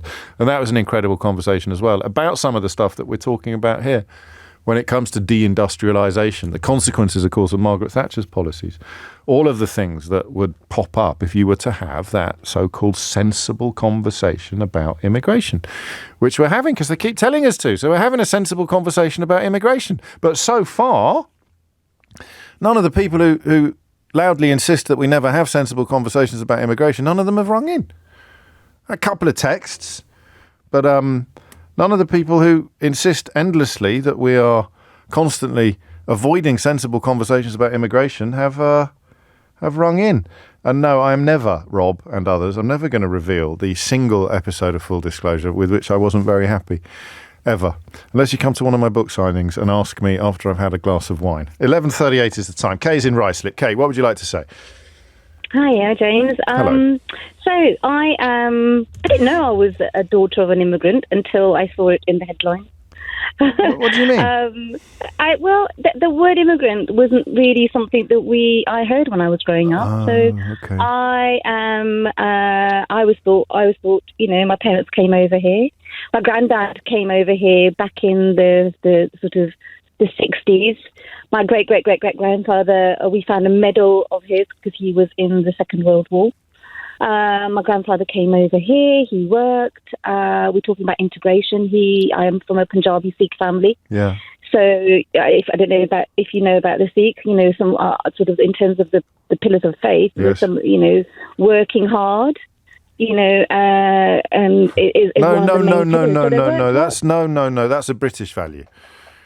Yes, and it's intrinsic, right? Because we were ruled by the British for a long time. The British were in India, right? So for me, growing up in this country, I never felt like an immigrant until I was told I was an immigrant. And when would you date that too? When do you think that started to kick in? I think so. I grew up here. I went to school here. I went to university. I've worked in this country for many, many years. And I think probably in the last 20, maybe 10 to 20 years, I've started hearing that word more, and recently more and more on the headlines.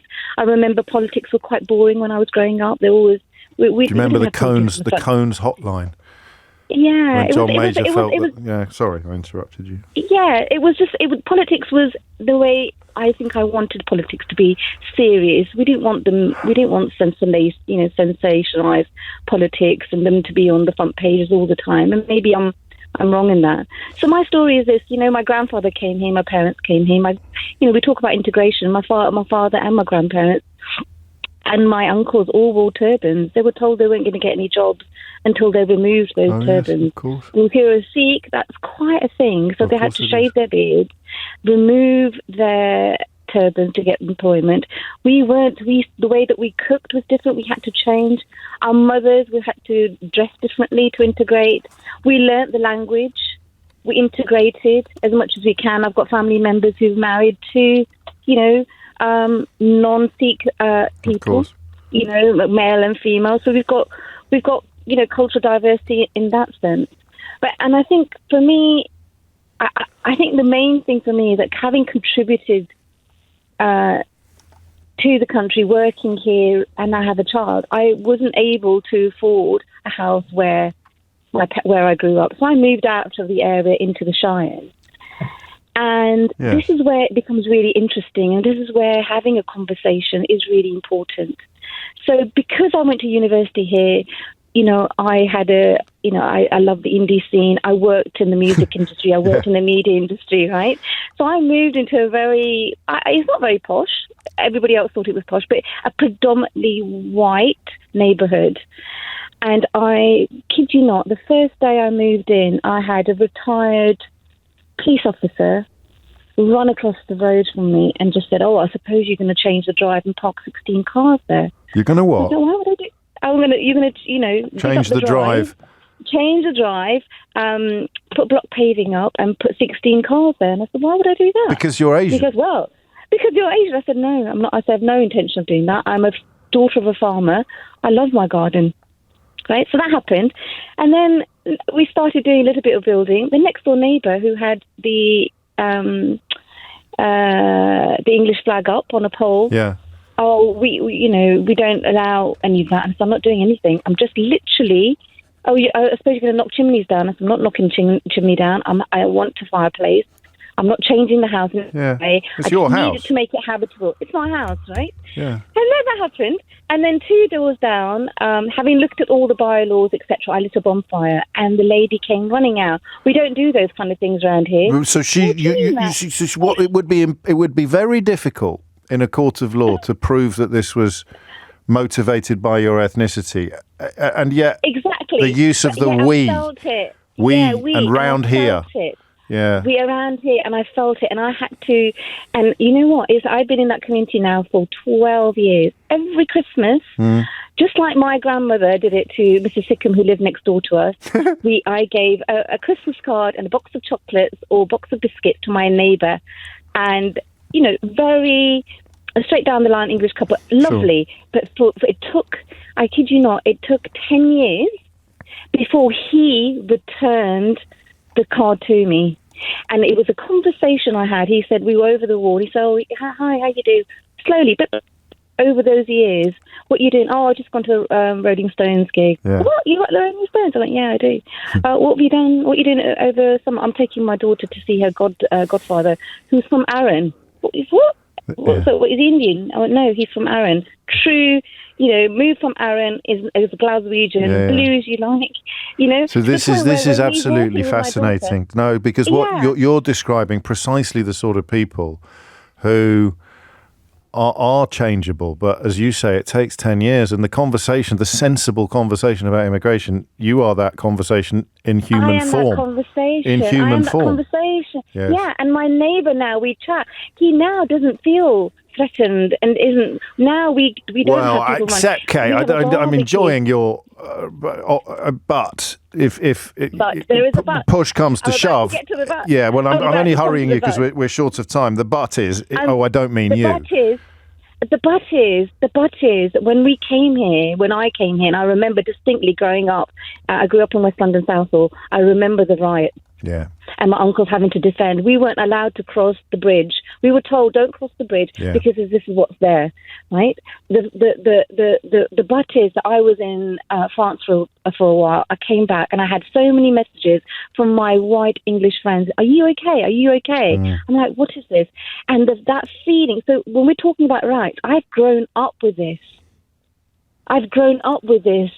It's been there all the time, and I've done everything I can to try and change people's minds. And you will, and you have. By being integrating. But some of the minds you've changed, if they were to make a sweeping generalisation of the kind that are now increasingly commonplace, they would respond by saying, "I don't mean you." Yeah, and that's not. But we're all. That's all of us. We all know somebody. There's an Englishman who knows somebody like me throughout the country. No. Yes, I do. My best friend's Asian. Yeah, and that's the weird thing, isn't it? If the particularly recent development, these endless screeds of footage online which show crimes being committed by people of colour from anywhere in the world, and endless screeds of them which are completely designed to undermine the reality of your life, the reality of you, and to encourage the belief that everybody who's brown or everybody who's black must be a criminal, or must be violent, or must be suspect. And it doesn't matter how loud the invitation is, it's always resistible. Kay, thank you. James O'Brien on LBC. 11:48 is the time. You are listening to James O'Brien on LBC. We'll dive back into this shortly. The sensible conversation about immigration. I think we'll make it a regular feature of the show.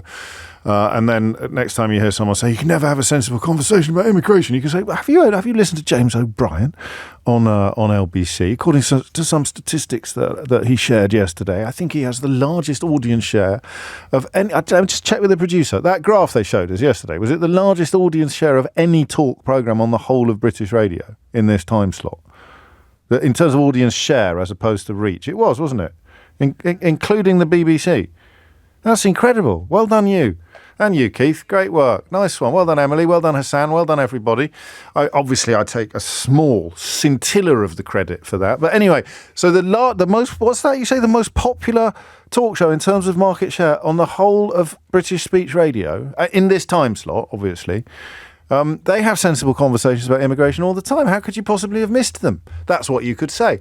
And he also plugs his podcast all the time. And here is last week's Full Disclosure interview with one of my just so showbiz. Robin Asquith has got more anecdotes about famous people than you have had hot dinners. And he delivers them with so much charm and verve. It's lovely. But what I try to do in Full Disclosure sometimes is just if I can, just to dig a little bit below the surface.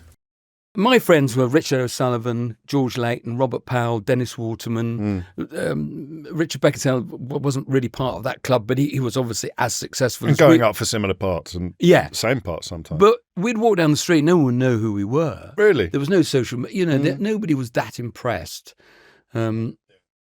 By fame. Can I swear once? Yeah, of course. Because it is it's important. It's contextually important. It's contextually important, and it explains how things were. Yeah.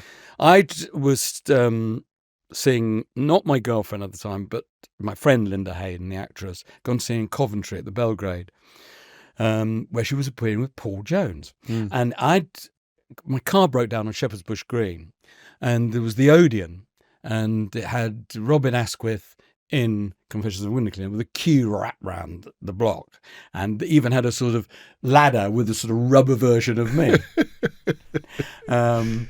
It's hanging there, right? Now, my car's broken down, and I lived in Richmond at the time, and I thought, oh, Jesus Christ, I can't bloody minis. And flagged down a taxi, and the bloke pulled up and said, get in. And I said, I haven't got any money on me. I said, I've got some at home. He said, I'm not taking you. I said, well, I've got loads of money at home where I live in Richmond. I'm not taking you, mate. You could be anyone. And I went, oh, no. I said, look, that's me there.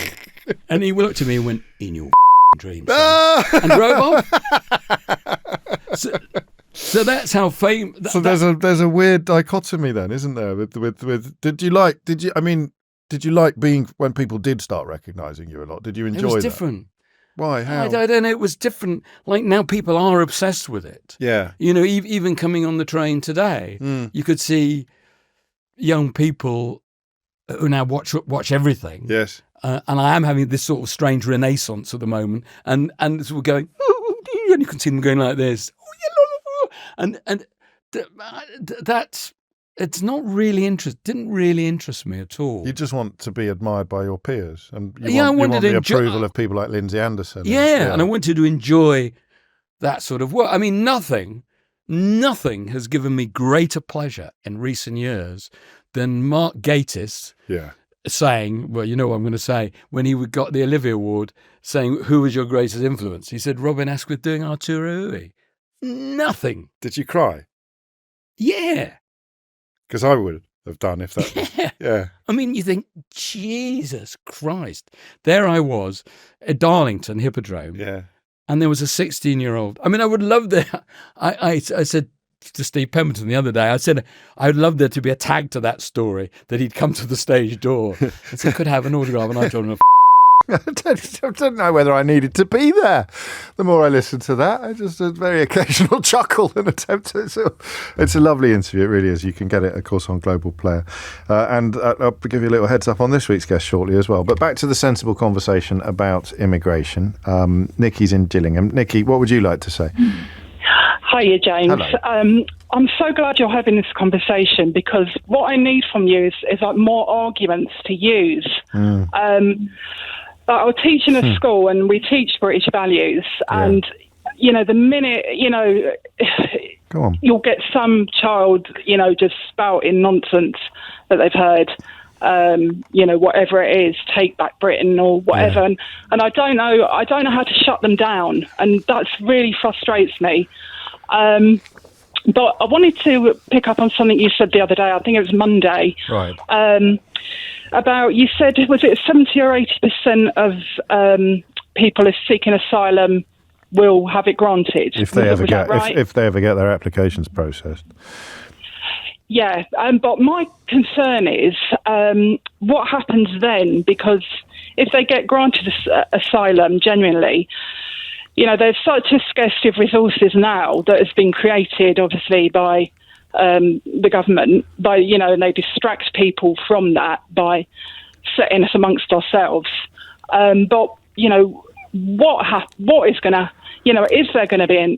This is what I mean. I don't have the statistic you need. The statistic you need, I think, if I've understood your question correctly, is the relationship between taking out and putting into society. Now, I'm a big fan of the welfare state and the NHS being free at the point of care, but asylum seekers, should their application be successful, have to pay a premium to access the NHS, like all immigrants do now. And the statistics show us that people that come here and work will have a healthier relationship with the economy than people who like to use the word indigenous a lot of the time. So in terms of resources improve according to tax take, according to the Inland Revenue, and the sooner these people go to work, the sooner they start contributing to the pot from which we improve resources. Yeah, because the ironic thing is that the children that are coming out with this nonsense, they're never going to.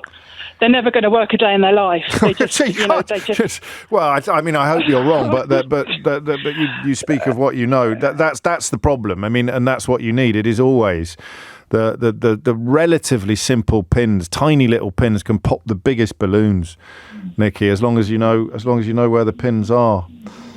Yeah. Does that help? Okay. Yeah, thank you, James. So no, you're more than welcome. And of course, the other problem with our current asylum system is that it prevents people from working while they're waiting to have their application processed. So there's got to be ways in which that could probably be improved. But I'm afraid the Labour Party, nowhere near as badly as the Conservative Party, but still badly, they're playing to the wrong galleries. They're still playing to the gallery that keeps insisting you can't have sensible conversations about immigration, which makes me wonder what this is. Joe's in Tottenham. Joe, what would you like to say? Hello, good morning, James. Thanks for having me on the program. You're very welcome. Right, so I just want to go a little back into history. If you remember, as long as I can remember, if I'm correct, because I'm from West Africa, from Ghana to be precise, some 30, 40 years ago, we used to have the British Council in Ghana where the British would come in and get skilled workers and bring them to the UK to work. Right. And then when we joined the, the European Union, all of this stopped. So for me, I don't think people talking about us coming from being immigrants is something that they have to take without understanding. So the relationship between the Commonwealth and these islands is supposedly one of parity, as in you are not coming over here, as it were. You might be physically coming over here, but you're actually just moving between equal partners in a Commonwealth. Exactly, that makes sense. So when you look at the Commonwealth law, it says that any Commonwealth citizen can live in any Commonwealth country, and they can live there. And after 3 years, they are entitled to apply for a position in office and all of that. But I don't know of any single Commonwealth person in the UK who's been given a position of office here, which I believe most people who come from Commonwealth only want to come here to work and just to make an honest living. Do you mean an elected position? We had a Canadian. Is Canada in the? We had a Canadian governor of the Bank of England, didn't we? Yeah, but in all perspective, if we talk of, I'm so ignorant of the Commonwealth. That's kind of the problem you're describing, isn't it? But you mean you can't be what you can't see, and you don't see people like you having their Commonwealth status properly represented and reflected. Exactly, because being a Commonwealth country, being a Commonwealth citizen in this country, the only right you have is to vote. That's it. The only right you have is to vote. But apart from that, you have no other entitlement as being a Commonwealth citizen. And to think of the fact that the Commonwealth countries are contributing to the wealth of the Great Britain and all these European countries, they're not contributing nothing. And there was actually, I don't know if you noticed it. I don't know if you noticed it, but there was a rhetorical flourish in the run-up to the referendum that we would be able to replace all of the people that would leave as a consequence of Brexit with people from the Commonwealth with whom we apparently had much more in common. But that seems to have gone very quiet subsequently, like an awful lot of the Brexit-related claims have. Joe, thank you. It's coming up to 12 noon. You're listening to James O'Brien on LBC. I really enjoyed that. We're going to have more sensible conversations about immigration, I think, moving forward. But I want to have a completely different conversation next. And by completely different, I really do mean completely different. In fact, if you're relatively new to the programme, you may not have heard us do a subject in this kind of territory, but there's a story in the news today that has really made me wonder about how in the modern world you can demonstrate romantic interest in a colleague without getting into trouble. James O'Brien on LBC. 3 minutes after 12. I didn't do Idiot's Corner really in the last hour because I didn't know how helpful it would be if we were having a sensible conversation about immigration. But there were a couple of predictable messages about housing and priorities on housing lists. So I just thought I'd read this out. Because that nice lady towards the end who wanted to know the facts you need, the statistics you need to have sensible conversations about immigration. Here's another good one. More than 5,000 refugee households were classed as homeless between October and December 2023 in England, 4 times as many as in the same period in 2022. So still well over 1,000 in 2022. But these refugees became homeless after gaining asylum, so they were no longer entitled to Home Office accommodation.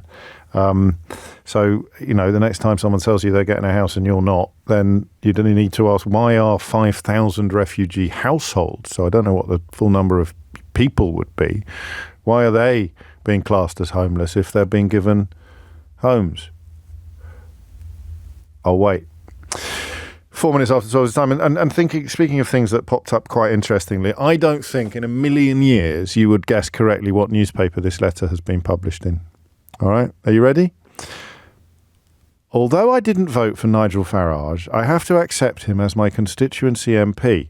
I have emailed him on both his addresses 4 times requesting confirmation of when he will hold a clinic in Clacton so I can get an appointment to see him.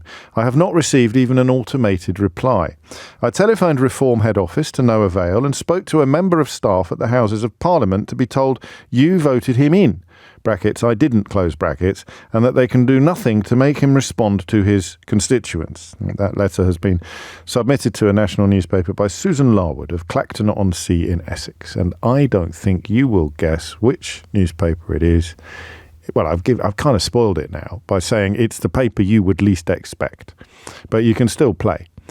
You can still guess which newspaper that letter has been published in. 5 minutes after 12 is the time. Okay, I am about to make a fool of myself. Probably, but not definitely. 10 years ago, if I had waded into this conversation, I definitely would have made a fool of myself.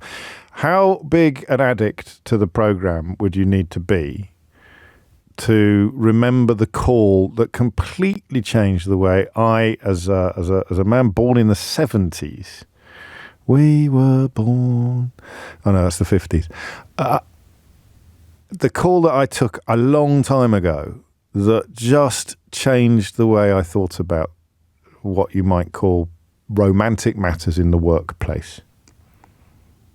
2 things, actually, but one call in particular from a female lawyer who described being a young junior lawyer in the city and working at weekends with her boss, her superior, who was quite an awkward man. He wasn't socially comfortable, and they were, by which I mean he wasn't a sort of, Swiss Tony type of character, but they were sharing a lift one Saturday because they were wearing less formal clothes than they would usually wear. And he said to her, I really like the way you fill those jeans. And I think I needed her to explain to me why that was so offensive. And when she did, I felt the building blocks of my opinions being completely rearranged. Because, of course, to say you look nice in those jeans, or those jeans are nice, it's very different from saying, I love the way you fill those jeans. Because if you say, I love the way you fill those jeans, you're telling this young woman that you're thinking about her naked bottom. And this woman explained it to me in a way that, as I say, happens occasionally on the show. We usually call them penny drop moments. It completely changed the way I thought about things. And as I began to think, Dan got it. Dan in Sandbach. Well played, mate. Crikey, I'll send you a copy of How to Be Right if you didn't already have one.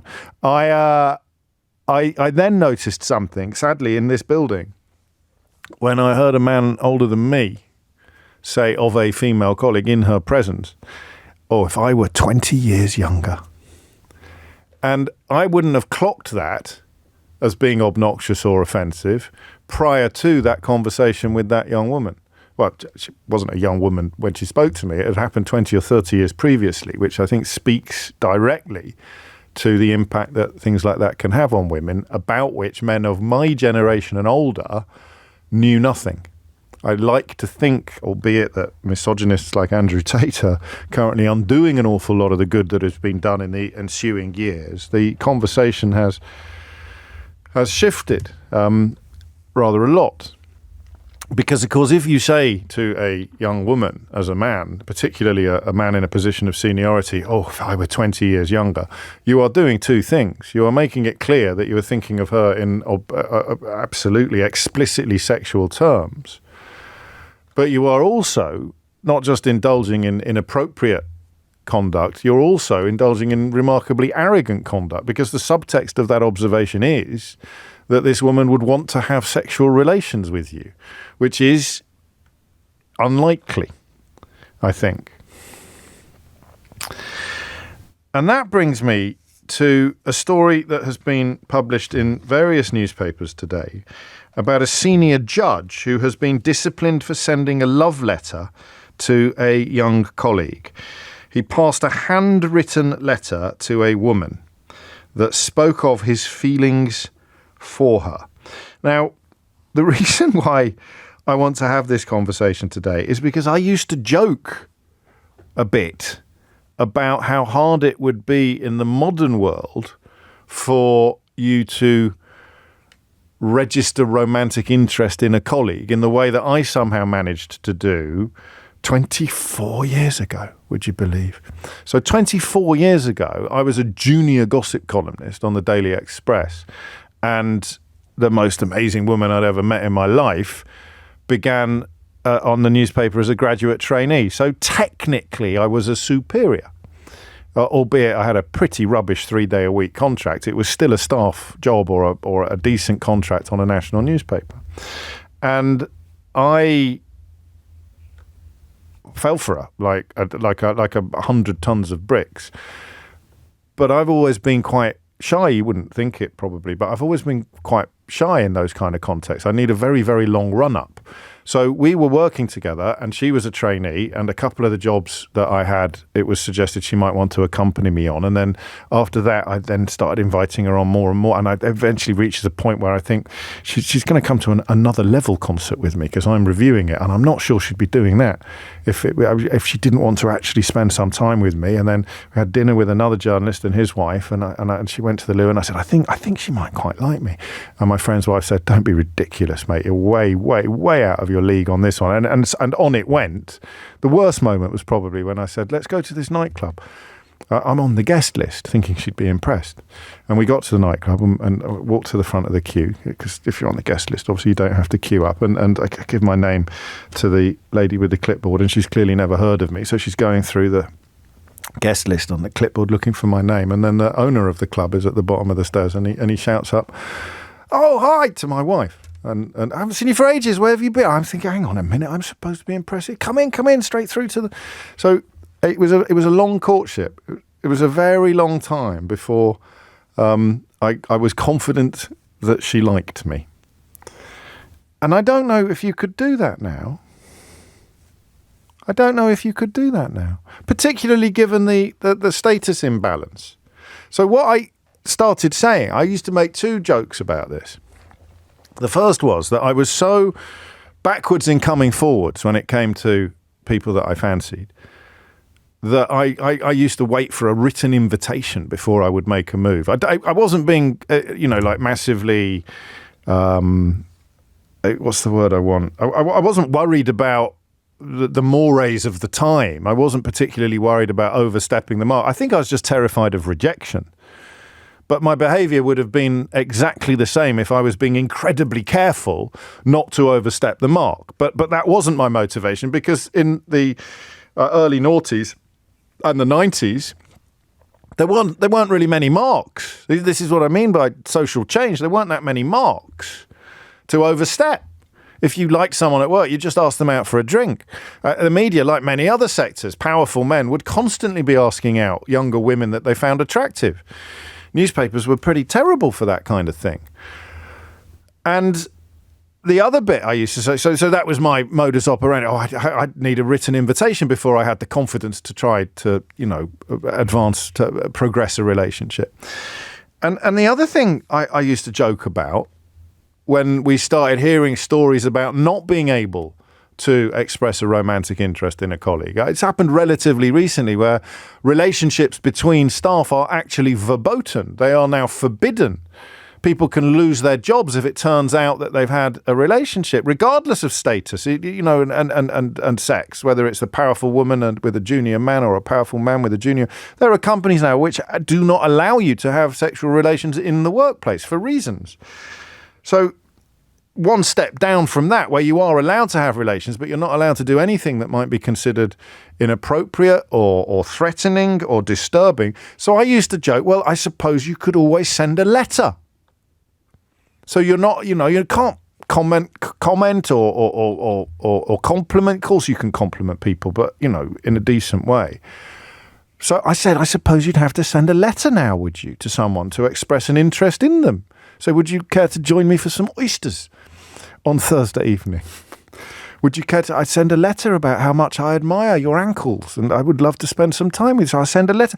And the reason that I made that joke, it's not a great joke. Although if you think that's bad, you should hear the one I did about rocket science at 9:59 this morning. So I thought that's quite funny. You could send a letter because it's sarcasm, right? So, of course, no one's actually going to send a love letter. And how could anybody ever get into trouble for sending a letter to somebody they admired? A senior judge has been disciplined for sending a love letter to a young colleague in the latest misbehaviour saga to beset the bench in England.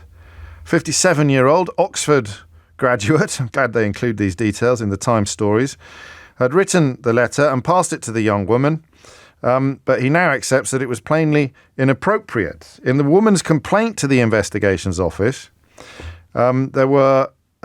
she detailed several allegations that this judge had confided in her about his relationship with senior judges and asked her to go for walks with him. The letter also stated that he loved the young woman and wanted to know her feelings in return. And as a consequence, the young woman became very distressed and said that she didn't want to work with the judge again or be put in a position where she would encounter him. And that's where the conversation starts, because I understand the status issue. I understand the young woman being disturbed. But what if she'd liked him? 03456060973. Can you explain in terms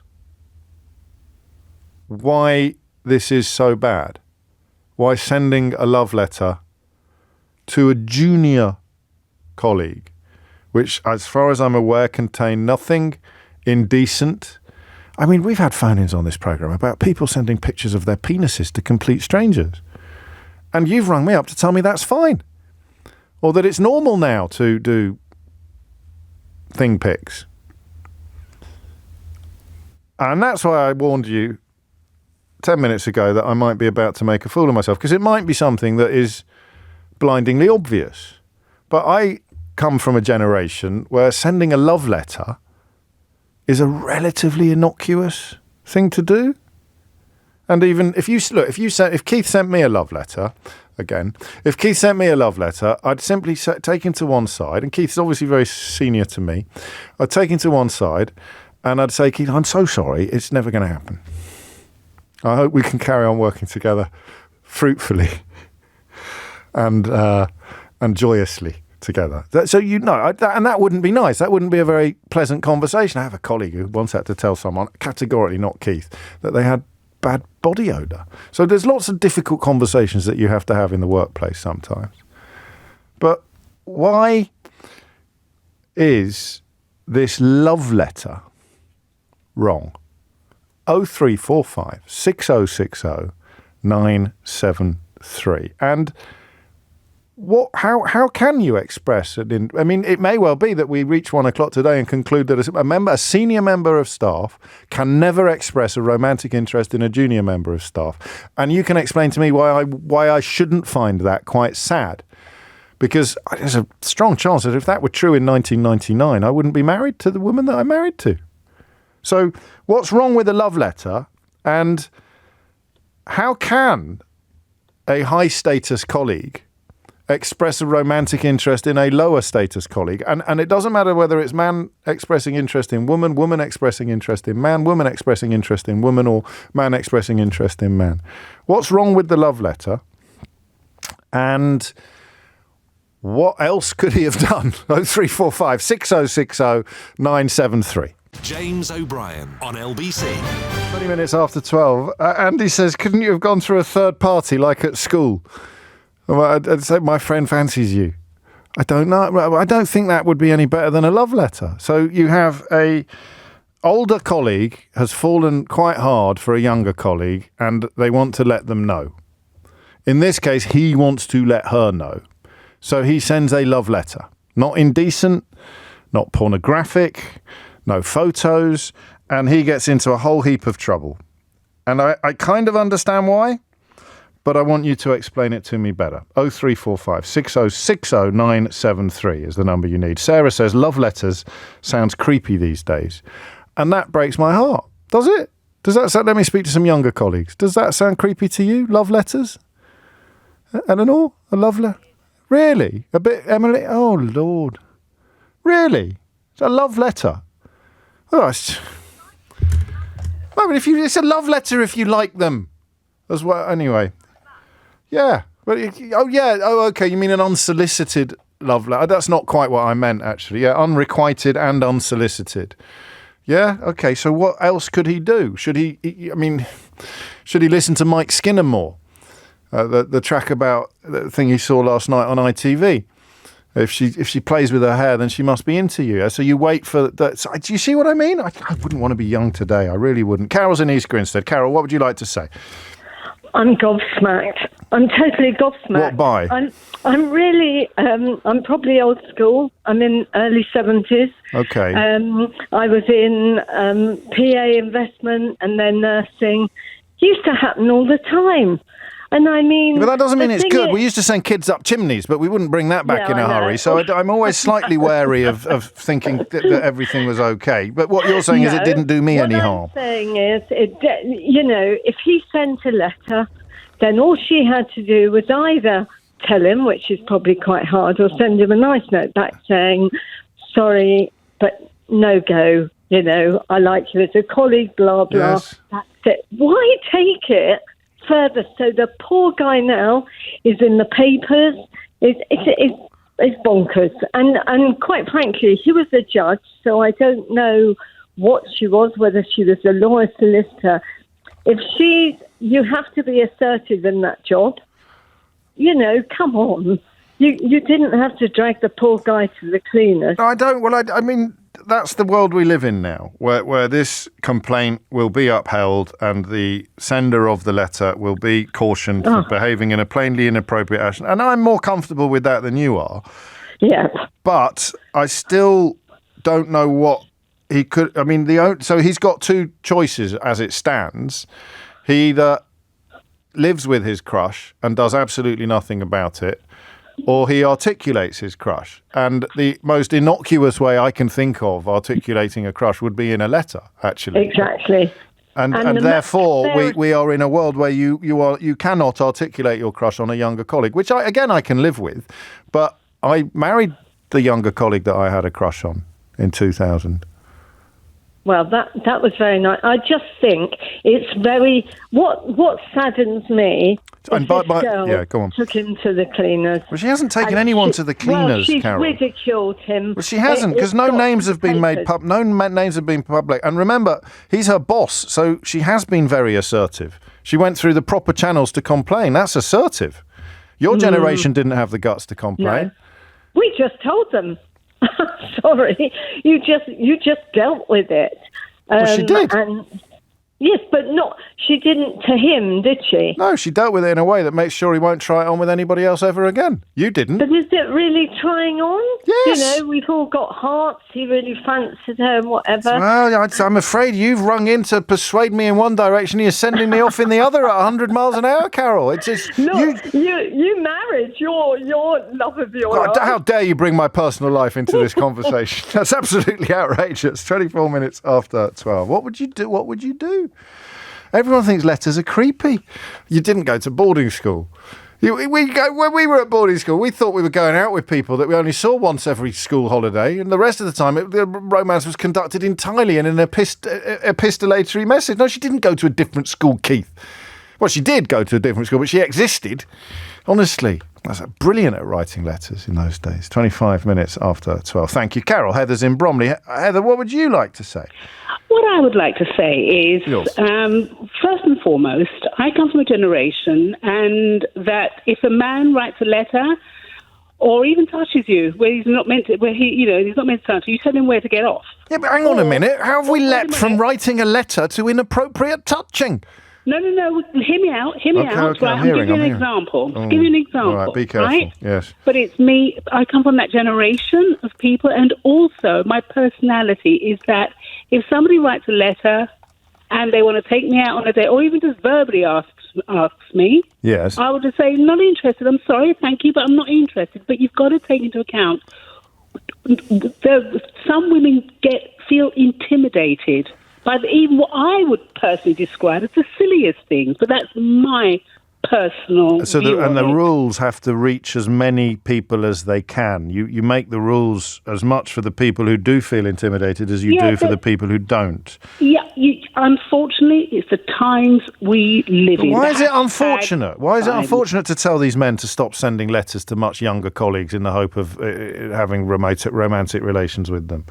There's nothing unfortunate about that, but there are some people, they just feel intimidated. That first letter, you may not understand it. I don't understand it. I understand it. I understand it. How can I ever go to work again knowing that this fella fancies the potatoes off me? I can't work. How can I work with him again? He sent me a bloody love letter. I can't see anything wrong in that. Like, how can I work with him? Every time I bend over, I'm going to think he's checking out my buns. Now you're the one who's brought up the physical thing. You put me on the stand for saying it, and now you're doing exactly the same thing. Au contraire, it's not inappropriate touching, but I'm going to think he might want to inappropriately touch me every time that we're alone together in an office. How can I ever work with him productively again without being distracted by his declaration of desire? From sending a letter to touching. You're the one who's obsessed with touching. I'm just sending letters. Yeah, but you mentioned the touching. I know. I'm getting letters. That's the point. The bit you don't get is why she would be so disturbed by this is because it completely breaks up the workplace dynamic, the boss-employee dynamic. And you're right. For your generation, that wasn't a factor because you were not protected from that dynamic. It was perfectly reasonable for the person who paid your wages to ask you out on a date.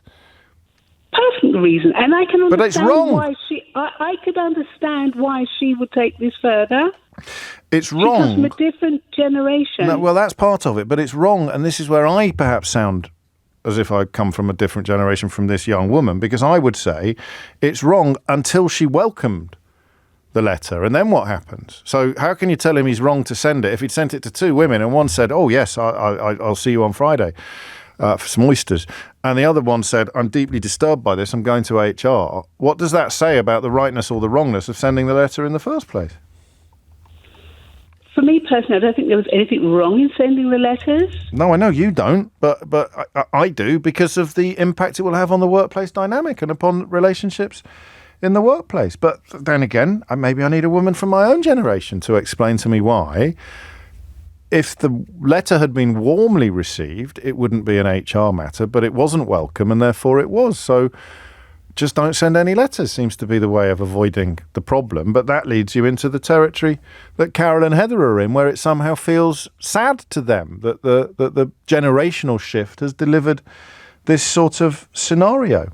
0345 6060 973. So if I read this, right, I'm not going to look at the name at the bottom, and I'm just going to see how many lines into it I need to go, because I've read the first one. It just says, James, you can be such an... can I say that on the radio? You can be such a buttock at times. And that's all I've seen so far. So I'm going to read into it, and at some point, it's quite long, it's about 10 lines long, and at some point in it, I'm going to make a judgment on whether it's from a man or a woman. All right, James, you can be such a bleep at times. Next thing you will be saying, if I go to a nightclub or bar and ask a girl out, oh, well, so it's probably a man then she should be complaining and going to the newspapers. No, if you're in a nightclub or a bar, man, then you are not potentially abusing your power as a superior in the workplace. I mean, with respect, I can indeed be a bit of a bleep at times, but you're being a bit silly on this occasion, because going up to somebody in a bar and saying, hey, can I buy you a drink? And she says no, and I walk away again, is nowhere near the same as saying to someone who relies upon me for professional advancement and quite possibly her income, saying, I think you should have dinner with me on Friday. You must be able to see that, surely. It's 12:30. Amelia Cox has your headlines. James O'Brien on LBC. 33 minutes after 12. This is brilliant from one of my favourite contributors, Emma. Does he really need to spill out his heartfelt feelings whenever he feels that need? We teach toddlers emotional regulation for a reason. We are unfortunately still languishing in a society that prioritises the, quotes, kindly romantic stroke unkindly penis feelings of dudes over professional relationships and ethical guidelines. And I get all that, but what if she liked him? How would she ever know that he liked her? I don't think that makes me a dinosaur. Does that make me a dinosaur? What if she liked him? How would he ever know that he liked her? How old are you? You 19? 20? Do I sound like a dinosaur to you? No. Well, that's a very interesting conversation, isn't it? Sid's in Slough. Sid, what would you like to say?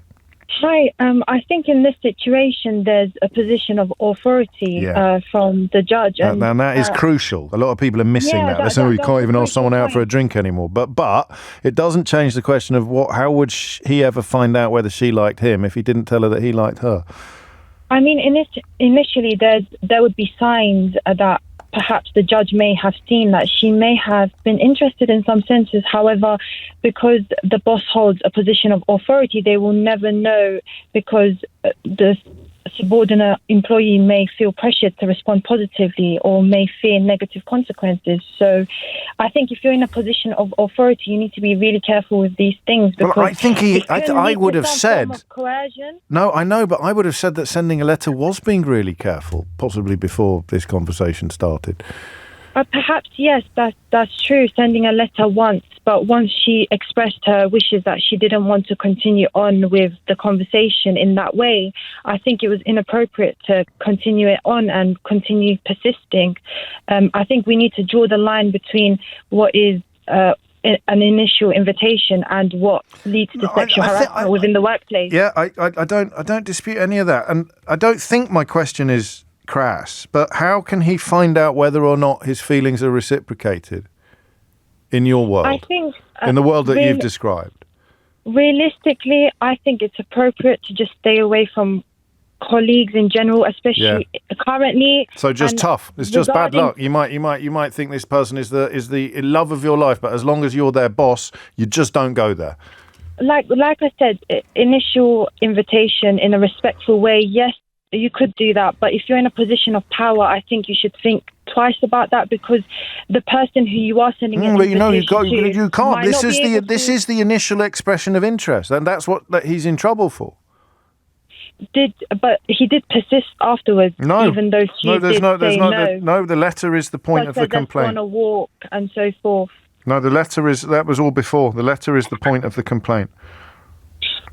So here's the ruling. Here's the ruling. This is why he's guilty of serious misconduct. By giving the letter to the young woman, he was clearly expressing his love for her and that he wanted to take things further. His actions were part of a course of escalating conduct towards a young woman, a junior member of staff who was in a very vulnerable position in relation to him. He had abused his position and crossed lines which should not be crossed. So I can live with this. It just makes me wonder if I'd had one more promotion back in 1999, whether I'd be married today to the woman that I'm married to. Because if I had been more senior, it would have been absolutely unacceptable for me to make any kind of advance upon her. And I can say that's fine. I can live in that world, but it might mean that, I didn't have the most amazing wife in the world. Sid. I mean, I'm really happy to hear about your experience, but I reckon your experience sounds a bit is subjective to you, and unfortunately a lot of women do experience that and that's the price you pay. Authority and power imbalance. I think you're right. I think laws have been created. Yeah. And myself, I experienced it, and it felt extremely uncomfortable. Yeah. And this is why we have these laws in place to protect our women in the workplace. And I think, yes, initially, in a good intention way, it's okay to perhaps express your interest. But then it shouldn't persist if the woman responds in a way which is she doesn't want to respond. And of course we don't know all of the details. Yeah, no, you're brilliant. You're explaining this perfectly. Did HR or the law protect you at all when you found yourself in this situation? Sadly, it didn't even go that far because of the societal pressure that I was in. People were literally saying,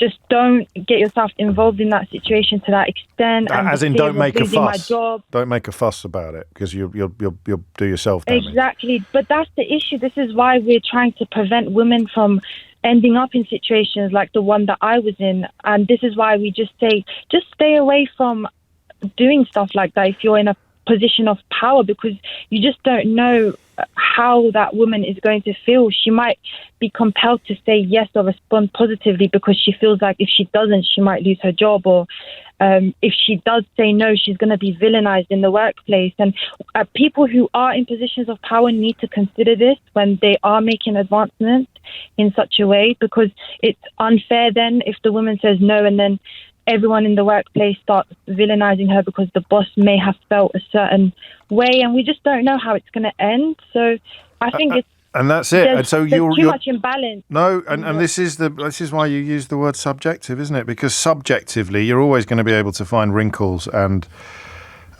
questions, but objectively, the law has to protect the junior member of staff, male or female. It's more likely to be, but the law has to do it, and the price, quotes we, end quotes, pay for that is the removal from the table of the possibility of a reciprocated romantic relationship in the workplace between two people who like each other. I mean, if the judge, for example, wasn't a judge and was another junior lawyer, exactly, that would have been different, because the lady might not have felt that extreme and that actually, immediate pressure. Do you know, that takes my subjective experience off the table as well, because I don't think I was a superior on paper. I just had a slightly cooler beat at the time because I was doing showbiz, so there'd be absolutely no question of her saying, no, I don't want to come to another level concert with you, having a negative impact on her career advancement. So I don't need to worry about that either, although the principle stands. I don't know. I mean, do you know what it does? It flies in the face of that. Sid, you were brilliant. Thank you. I'm so sorry that you had to go through what you went through to have such a clear insight on this issue, but it kills the concept of the one. Do you remember? Well, do you remember? You probably still do. Do you talk about the one? Is it the one? Oh, I've started seeing this guy. I really like him. Do you think he might be the one? I've started seeing this guy. I said, yeah, she could be the one. What if the one is the one that you like, but you can't send a letter to? Because if you do, you're going to get a serious misconduct charge against you. So, you know, this is a world in which we accept that the one does not exist. Miss Yulua is in Fulham. What would you like to say about this? Hi, James. Hello. Good to speak to you. How are you? I'm all right. I'm very well. How's your mum? Yeah, no, she's good. She's good. She didn't listen when you were on holiday because Don't say that. Don't come on here and start insulting my sort of colleagues. I'm so sorry. Right. I'm so sorry. Yeah, but That's she was all like, right. I'm so sorry. It's James or nothing. No, I kind of agree. Carry on. So my first thing is always like, it's workplace relationships are just never worth it. They're never. I mean, obviously for you, my marriage was at work. But so many people I know met their partners at work. I know, but I think it's always a risk. Yeah. It's always a risk. For example, I don't know, if you think it could be long term or something nice, yeah, go for it. Maybe, but if it's a fling, stay away. Just stay away. Yeah, but I mean, don't all long-term things begin as potential flings? No. Oh, I'm so old. No, that's definitely. I mean, you know what a situationship is, James. Yeah, of course, actually. Exactly. So you wouldn't do that at work because that's going to. No, because that could have all sorts of repercussions. Well, even then, I don't know if it's a genuine situationship where neither party is exploiting or taking advantage of the other. That's less likely to have difficult ramifications in the workplace than thinking it's a long-term relationship and then coming a cropper 6 months or 2 years in. Yeah, but one person always catches feelings in the situation. No, I've never heard of a situationship that ends well. No, you're right. Someone is always upset. Someone's always pretending that it's just friends with benefits, whereas they're actually secretly hoping it's about to turn into a great love story. Exactly. So, and it doesn't. And again, maybe generational issues are relevant here because there are so many ways to meet people these days. Most obviously online. That the idea that you're only going to meet people in your orbit, which is going to be almost entirely work or friends of friends, it actually doesn't matter to say, well, no, let's take work out of that equation entirely. That's just not an option. Yeah, I think that's better. But subsequently, what I was for this case particularly, I personally think she took it too far. But I can also appreciate that this is very subjective. So if you have the kind of personality like mine, where you kind of don't really take these things to heart, and say, if you write me a letter, I'm not really going to do that. But then again, as a black woman, I also know that my stance is going to be different because I'm not trying to rock the boat. Okay, yeah. So, and I know obviously we don't know about race, and we don't know that this woman wasn't black, but I understand you speak from where you sit. In that, like, I'm not even trying to have the issue. Yeah. I'd rather be awkward because I know the repercussions for me. So I think. What would it be like though if you got the letter and it gave you the ick? Yeah. And you told him politely, and then a week later you're working late together on a case, and there's nobody else there. It changes everything, doesn't it? The existence of this letter. It changes everything, but I think knowing as many black female lawyers as I do, they just take the L. They take the L. They deal with it. They'd wait. Like, for example, if you're a solicitor, doesn't mean they should. That doesn't mean they should have to. They shouldn't have to, no. But we do all the time. It's just easier. It's easier. But I can also understand why she just said, I don't want to be in that position. I want to go to work and feel comfortable. Yeah. I don't want to have to, be looking at this judge every 2 seconds and thinking, oh, is he going to try and like talk to me in a corner, or is he going to try and say something else? I just want peace when I go to work. I just want peace when I go to work. Do you hear that, Keith? Same here. I just want some peace. Thank you. I mean, as ever, it's a sparkling contribution. I nearly said from the younger generation then, but I don't want to sound quite that ridiculous. Emis Yulua, thank you. 12:45 is the time. You're listening to James O'Brien on LBC, where the mysteries of modern dating are possibly becoming more mysterious by the minute. James O'Brien on LBC. It's 12:47. So, depending on your age, you find the idea of any approach by a senior member of staff, romantic approach by a senior member of staff to a junior member of staff, being absolutely forbidden now. Depending on your age, you find it on the scale from somewhere between absolutely unbelievably sad and awful to being utterly unremarkably normal. And I move in the course of conversations like this one from the older position to the younger position, largely as a consequence of the quality of the calls that we've got. Speaking of age differentials, my guest on Full Disclosure this week is Martin O'Neill, the Northern Irish footballer and manager. But the producer has never heard of him, or indeed of Brian Clough. In fact, I just had to teach her how to pronounce the word Clough, Clough. So I thought that I'd let you decide which clip to play out today, because I'm not getting much by way of editorial collaboration or cooperation. So here are the clips. Which would you rather hear? Martin telling James about how he got signed by Nottingham Forest. Have you heard of Nottingham Forest? Have you heard? Yeah. Got signed, Nottingham Forest, aged just 18, and whether professional football quite lived up to his expectations. Martin telling James about growing up in a Gaelic football family, but always wanting to be a pro English footballer in the English League. And finally, Martin telling James about how Brian Clough's arrival at Nottingham Forest changed the course of the club's history, and he explains why he thinks Clough was such a brilliant manager. So you've got, that's A, B or C, and you've got about 2 minutes to WhatsApp me 0345 6060 973 or text me 84850, which one of those clips you want, and then I'll play it. Back to workplace romance is probably not the right word to use, actually, because it plays into the older generation attitude to this story as opposed to the younger generation. Potential romance? Even that doesn't feel quite right, does it? Sarah's in Woodford. Sarah, what would you like to say? Hello, thank you for having me on. You're very welcome. You're very welcome. And I just wanted to...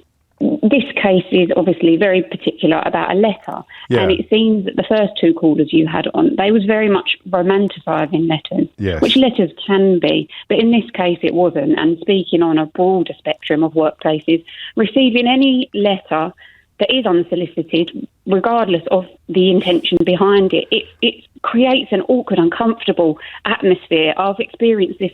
Not with letters, right? But with words. I was going to say all letters are unsolicited in a way, aren't they?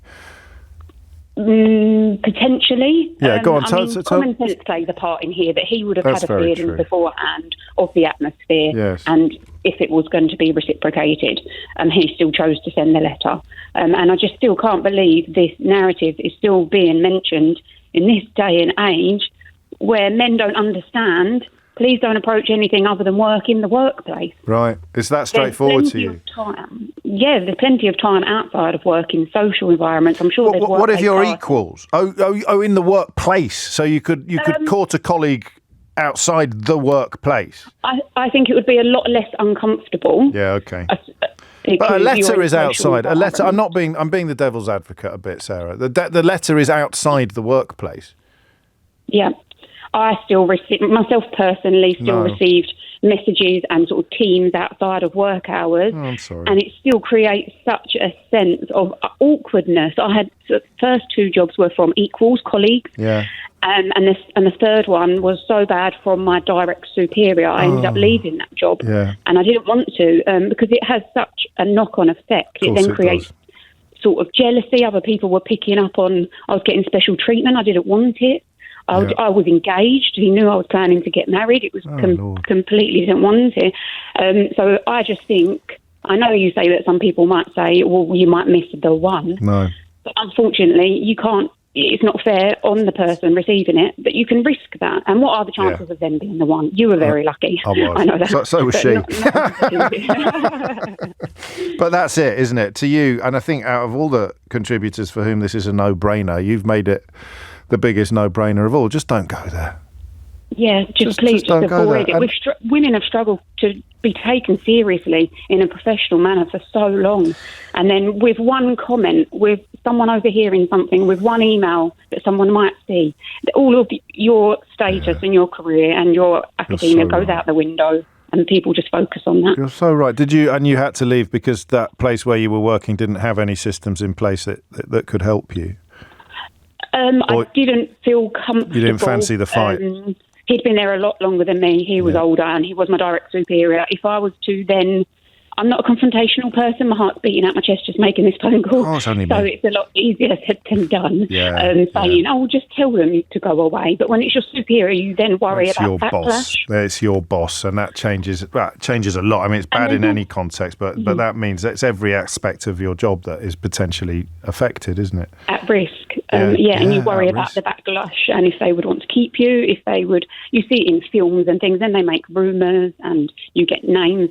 People give you nicknames and it creates a whole other world of problems. So for me, it was easier to walk away, and I'm so happy I did, because sometimes you don't know what's best for you. We've even got a happy ending. It's my favourite call. It's my favourite call of the day, Sarah. Thank you so much. Yeah, thank you. No, how's your heart? How's your heart? Still going. Well, that's a relief. It's 12:53. You're listening to James O'Brien on LBC. How long is clip 3? Do we know? 2 minutes and 8. So I could squeeze Erin in Hackney. It's clip 3. It's the Brian Clough one. I told you that's the one people would like. Erin is in Hackney. Erin, what would you like to say? Hi, James. Hello. God, I've always wanted to say I'm a long-time listener and first-time caller, so I guess I'm saying that now. Fantastic. Dreams can come true. I've got a couple. I find this topic really interesting, and I've got a couple of points on it. And the first one is, I think when you were talking about your past, and I think a lot of people, they think about, they romanticize letters, and they think, can't I just meet people where I work? But in the past, you had to meet people where you worked or frequented because you didn't have dating apps. Yeah. And now, you can look outside of your work and you don't have to do that. So that's one thing. And then the other point is that I really agree with the last caller. I think not only is it something that you shouldn't just do for HR reasons, but also in this economy for younger people, it is really hard to get a job. And if you have a senior member of staff making moves on you in any way, in a letter, in a text, whatever, you kind of have to play along with it sometimes, or you have to because you could lose your job. And a lot of times they will go with the senior person rather than the younger person, and you might not even be able to get another job. So it is. I mean, I like this. The hour has really covered all of the available perspectives and ended up with a fairly clear conclusion that it's a no-brainer. You just don't go there. Hasn't worked for everybody. Stanley's been in touch to say, James, you have been so unintelligent. What about when a woman receives a letter from a more attractive junior person? It's definitely me that's being unintelligent here, Stanley. I think we can definitely all agree about that. Quite a few of you wondering whether Martin O'Neill had any Kidderminster Harriers stories, and actually he did. So you're not as clever as you think you are. This is probably the most niche thing I've said this year, but he signed Kim Casey for Wycombe Wanderers. That's not what he's talking about in this clip.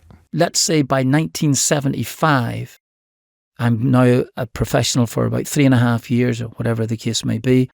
And it has been a bit of a struggle, real struggle. It's been, some managers liking you, other managers leaving, and then new managers coming in and not liking you, all that type of stuff. And so Brian Clough arrives, changes the course of the club's history. The next 5 years have just be sensational, absolutely. Beyond your wildest dreams to win the European Cup twice and things like this here. But if just say, for instance, if I'd picked up an injury by 1975, you might be asking me a different question. Was it worth it? What would you have been doing? Would you have gone back to Ireland again, try to finish your law degree? I just don't know. So sometimes along the way you get a little bit of luck, and the luck came with Brian Clough arriving at the football club. Why was he so instrumental? And was it immediately clear what a one-off he was? I've got to tell you this. Yeah. I think I can listen to Brian Clough stories all day long. You would have really enjoyed him. He was terrific. So. And you would have even accepted the fact if he called you young man. Young man. He said, now, I might not know your profession as well as you do, son, but don't talk to me about football. So that's the best I can do, and it's not great. But I must admit, I had for seemingly a long time, fights with him, and to try and prove him wrong rather than right, as much as anything else. But it was worth it. Whether he felt that was the best, or that he felt that was the best way of getting the best out of me, I don't know. Sometimes I could have done with it with just a slightly bit more praise but all of those things, as most people do. But overall, if you had said to me in 1975, by the way, you're going to have a really tough time with him, but you're going to survive the cull, which there's going to be, because he's going to get rid of a lot of players, and that you will, by the turn of the next decade, you will have been involved in a championship winning team, a League Cup winning side a couple of times, and a European Cup for the second successive year. I think I would have taken that. It is 12:58. Crikey, Andrew's paying attention, even if nobody else is. He says, what about the hook and tease? What newspaper was it where the reader was complaining about Farage's absence of interest in his constituents in Clay? It was the Daily Mail, of all places, that printed that. That was Full Disclosure with Martin O'Neill, my guest this week. And there's loads and loads and loads and loads of lovely stories.